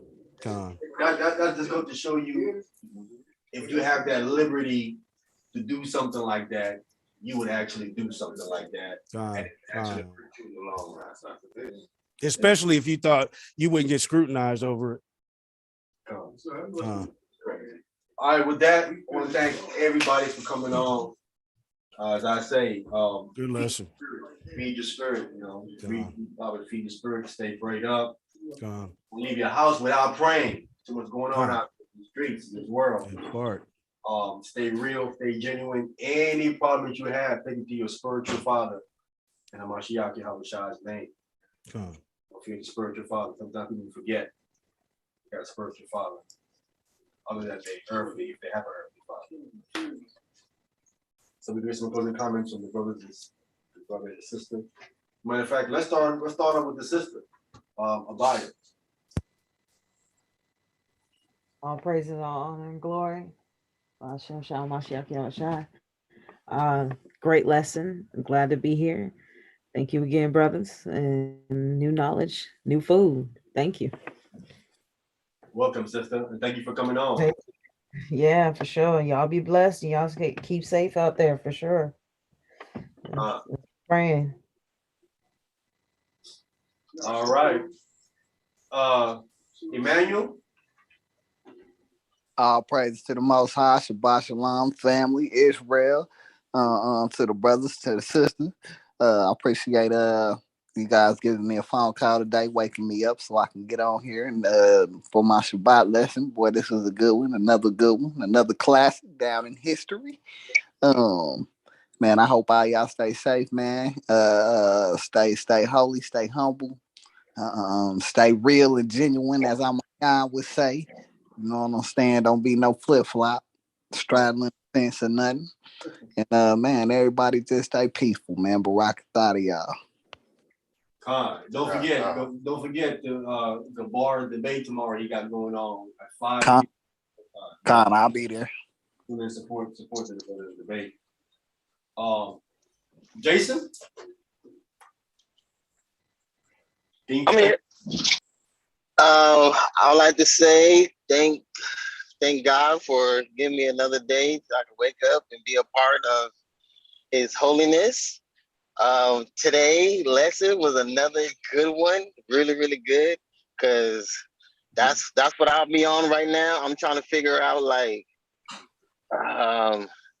this women stuff going on in the world.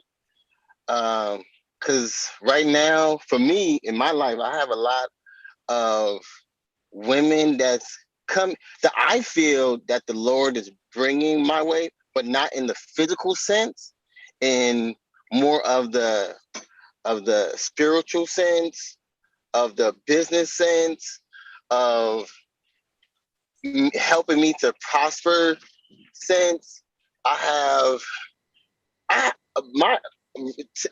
This lesson today opened my eyes even more, because that's the conflict I'm having. I'm like, what are these women looking for from me? Because I don't have nothing to give them financially.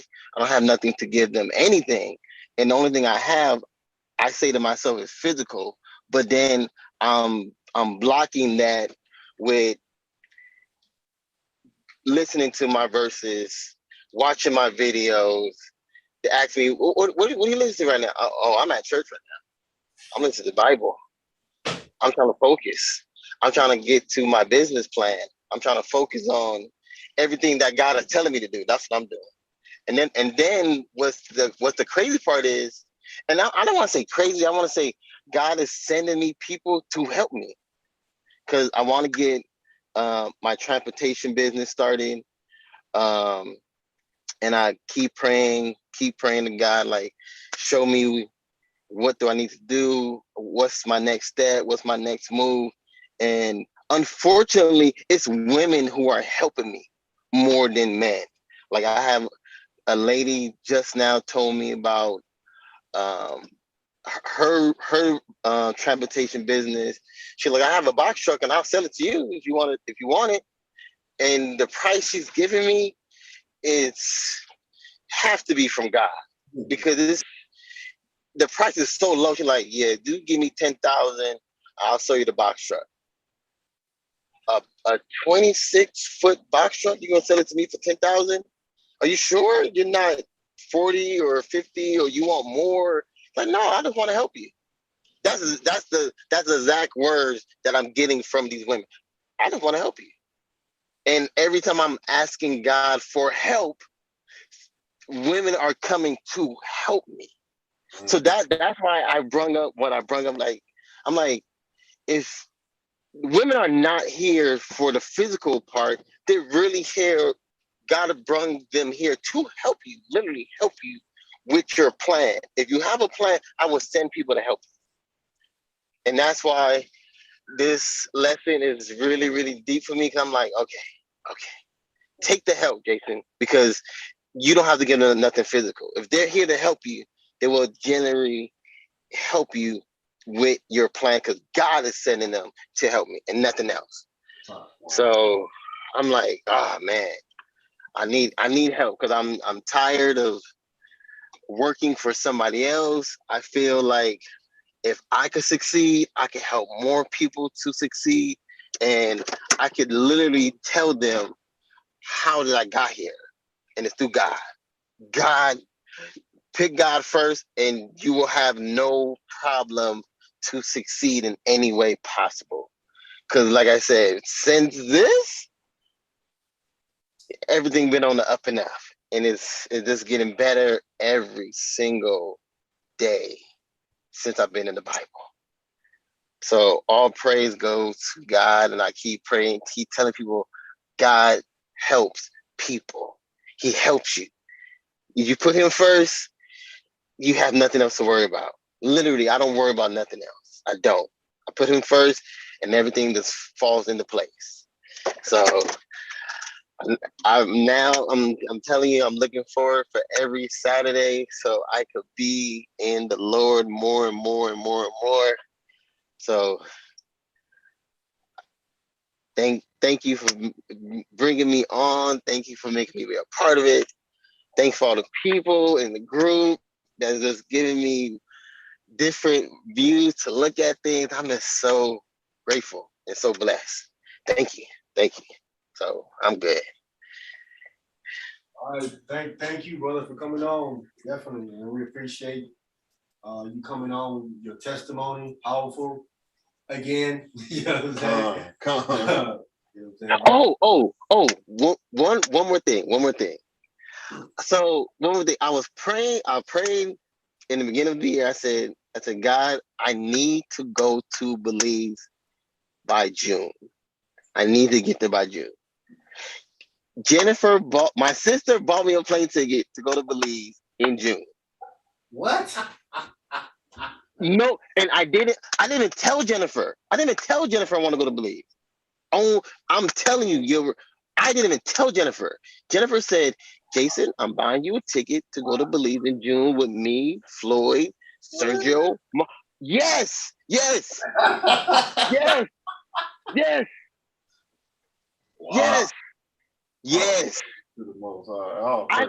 I looked at Jennifer. I said, "Are you serious right now? Are you serious?" She said, "Yeah." She said the plane ticket was cheap, so I just bought you a round trip ticket.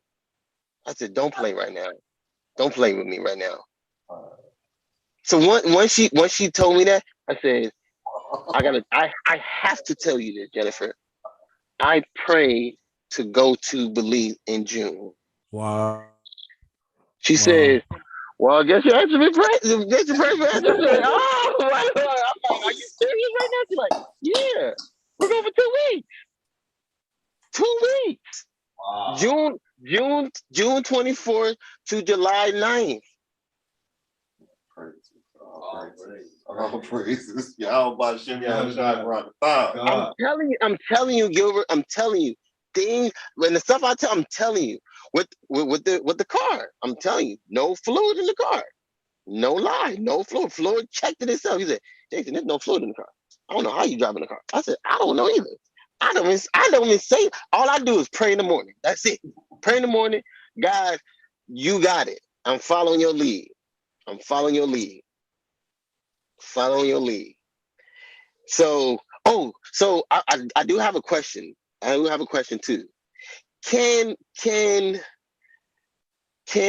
I be into the church and like, cause I want to bring young men on to teach them about the Bible, and I want to know, can you still like be profitable? Like, can you make money and also be into the church? Yes. Yeah. Legally, of course. because my plan was I want to go to Belize to to start a farm, but the plan I have was I'm trying to make homes. I want to start a farm, and then the people who's going to work on the farm, I'm saying to them, one of the criteria for you to stay here and to work here is that not to be a Christian or anything like that, but you must read the Bible. You must read at least an hour a day, because that's how I got on. I didn't get on because I want to be a better Christian. I got on because I was just in it. I said, you know what? I'm gonna watch this video about business, and it got into the Bible, and then every day that I was in it, I just got more engulfed in it. More. So I'm saying to myself, if I have a business and part of the business is, I want to know, is that like me forcing it on them, or is like, would that be like a no-go? Like, nah, I don't think you should do that. Because I don't want them to read the Bible for an hour. No, that's your stipulation for whatever it is, man. That's your stipulation. If they agree to it, then that's what it is. You know what I'm saying? Okay. Because somebody else was like, you forcing it, so you know how to. I'm like, no, I'm not forced. That's part of the deal of living here. Like I want to have affordable homes. I want to employ people with the affordable homes, but I'm like, they will prosper more if they need to see it for themselves. Like, let's read it and see what's in there, because people are afraid. I think people are more afraid to read the Bible. Like, oh man, I don't want to say, if I read it, I'm gonna be all negative, and the Bible will say I can't do this. And now for me, I'm like, the thing that I said I can't do, I don't want to do no more. Honestly, I don't want to do that. I don't want a whole bunch of women. I don't want to do this. I'm really just like, man, I wish I would have followed the Bible years ago. I would have been straight. So that's why I say that. That's why I want to do it that way. So I feel a lot better, because I'm like, I want to be profitable and I want to be in the Bible. Yeah, you gotta, keep it balanced. Just don't go loving the money once it starts coming. The Bible says, blessed is he that readeth. So your stipulation is for them to read. That's all good, man. You know what I'm saying? Okay. All right. Well, that's it for me, peoples. Thank you. All right, thank you, brother, for coming on. Thank you once again for the testimony. And of course, last but not least, Brother Tazawar. Shabbat shalom, barakatayim,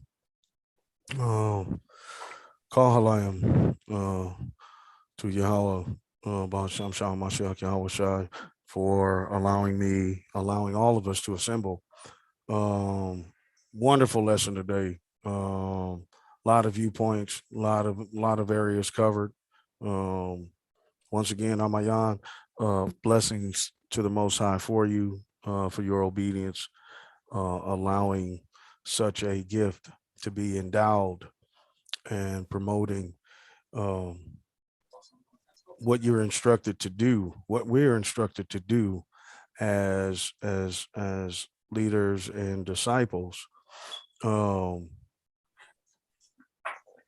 Always a blessing.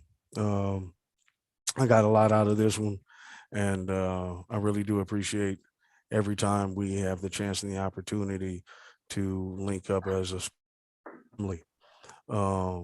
Blessings to your homes,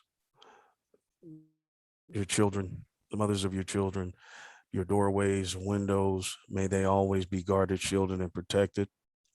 And may you continue to rest up under the shadow of the Lord's wings and bosom. Yeah, it's not seemed like everything that needed to be said tonight was said. So may all of you get home safely, traveling graces and mercies. I pray over all of you, and I hope that you all keep me lifted in prayer as well. I love you, brothers. I appreciate you, and Lord willing, May we meet again or see each other sooner. Please drive safely, traveling graces and mercies again, and love you, brothers. Love you too, brother. Hey, what I'm gonna do is, Tuz of War, we're gonna call the bar man, talk about what you brought up earlier today, so we can try to talk and see what's up with that, what can we do to help out. Okay. What are we calling them? Because brothers right here, they looking to faint for some like a fool. Right. Thank you, brother and sister, for coming on. Most are willing, see you, brothers and sister, on the next Shabbat. All right. All right. Okay. Izar, somebody praying out? Izar, I'll be eating food. You ready, Izar? Huh? He was over there. No, I'm ready. All right. Go ahead. We're gonna send up the anointed prayer. Hey, is anybody gonna follow us on the call or no? Okay, just let us do it then. Okay, go ahead, Izar. Sending up the anointed prayer. Yabarak Yahweh. Yabarak Yahweh. Wayeshamorikai. Wayeshamorikai. Ya'ar Yahweh. Yahweh. Yahweh. Yahweh. Alyaka. Ayaka. Wayachanka. Wayachanka. Yahweh. Yahweh. Yahweh. Yahweh. Alyaka. Ayaka. Wayasham Laka. Wayasham Laka. Shalom. Shalom. Yahweh. Bahashim. Bahasham. Amasiah. Yahweh Shai. Shemai. Al. Barak. Barapah. Amen. Shalom, Akim. Shalom, sister. Shalom. No salami. No salami. Shalom. You can see that.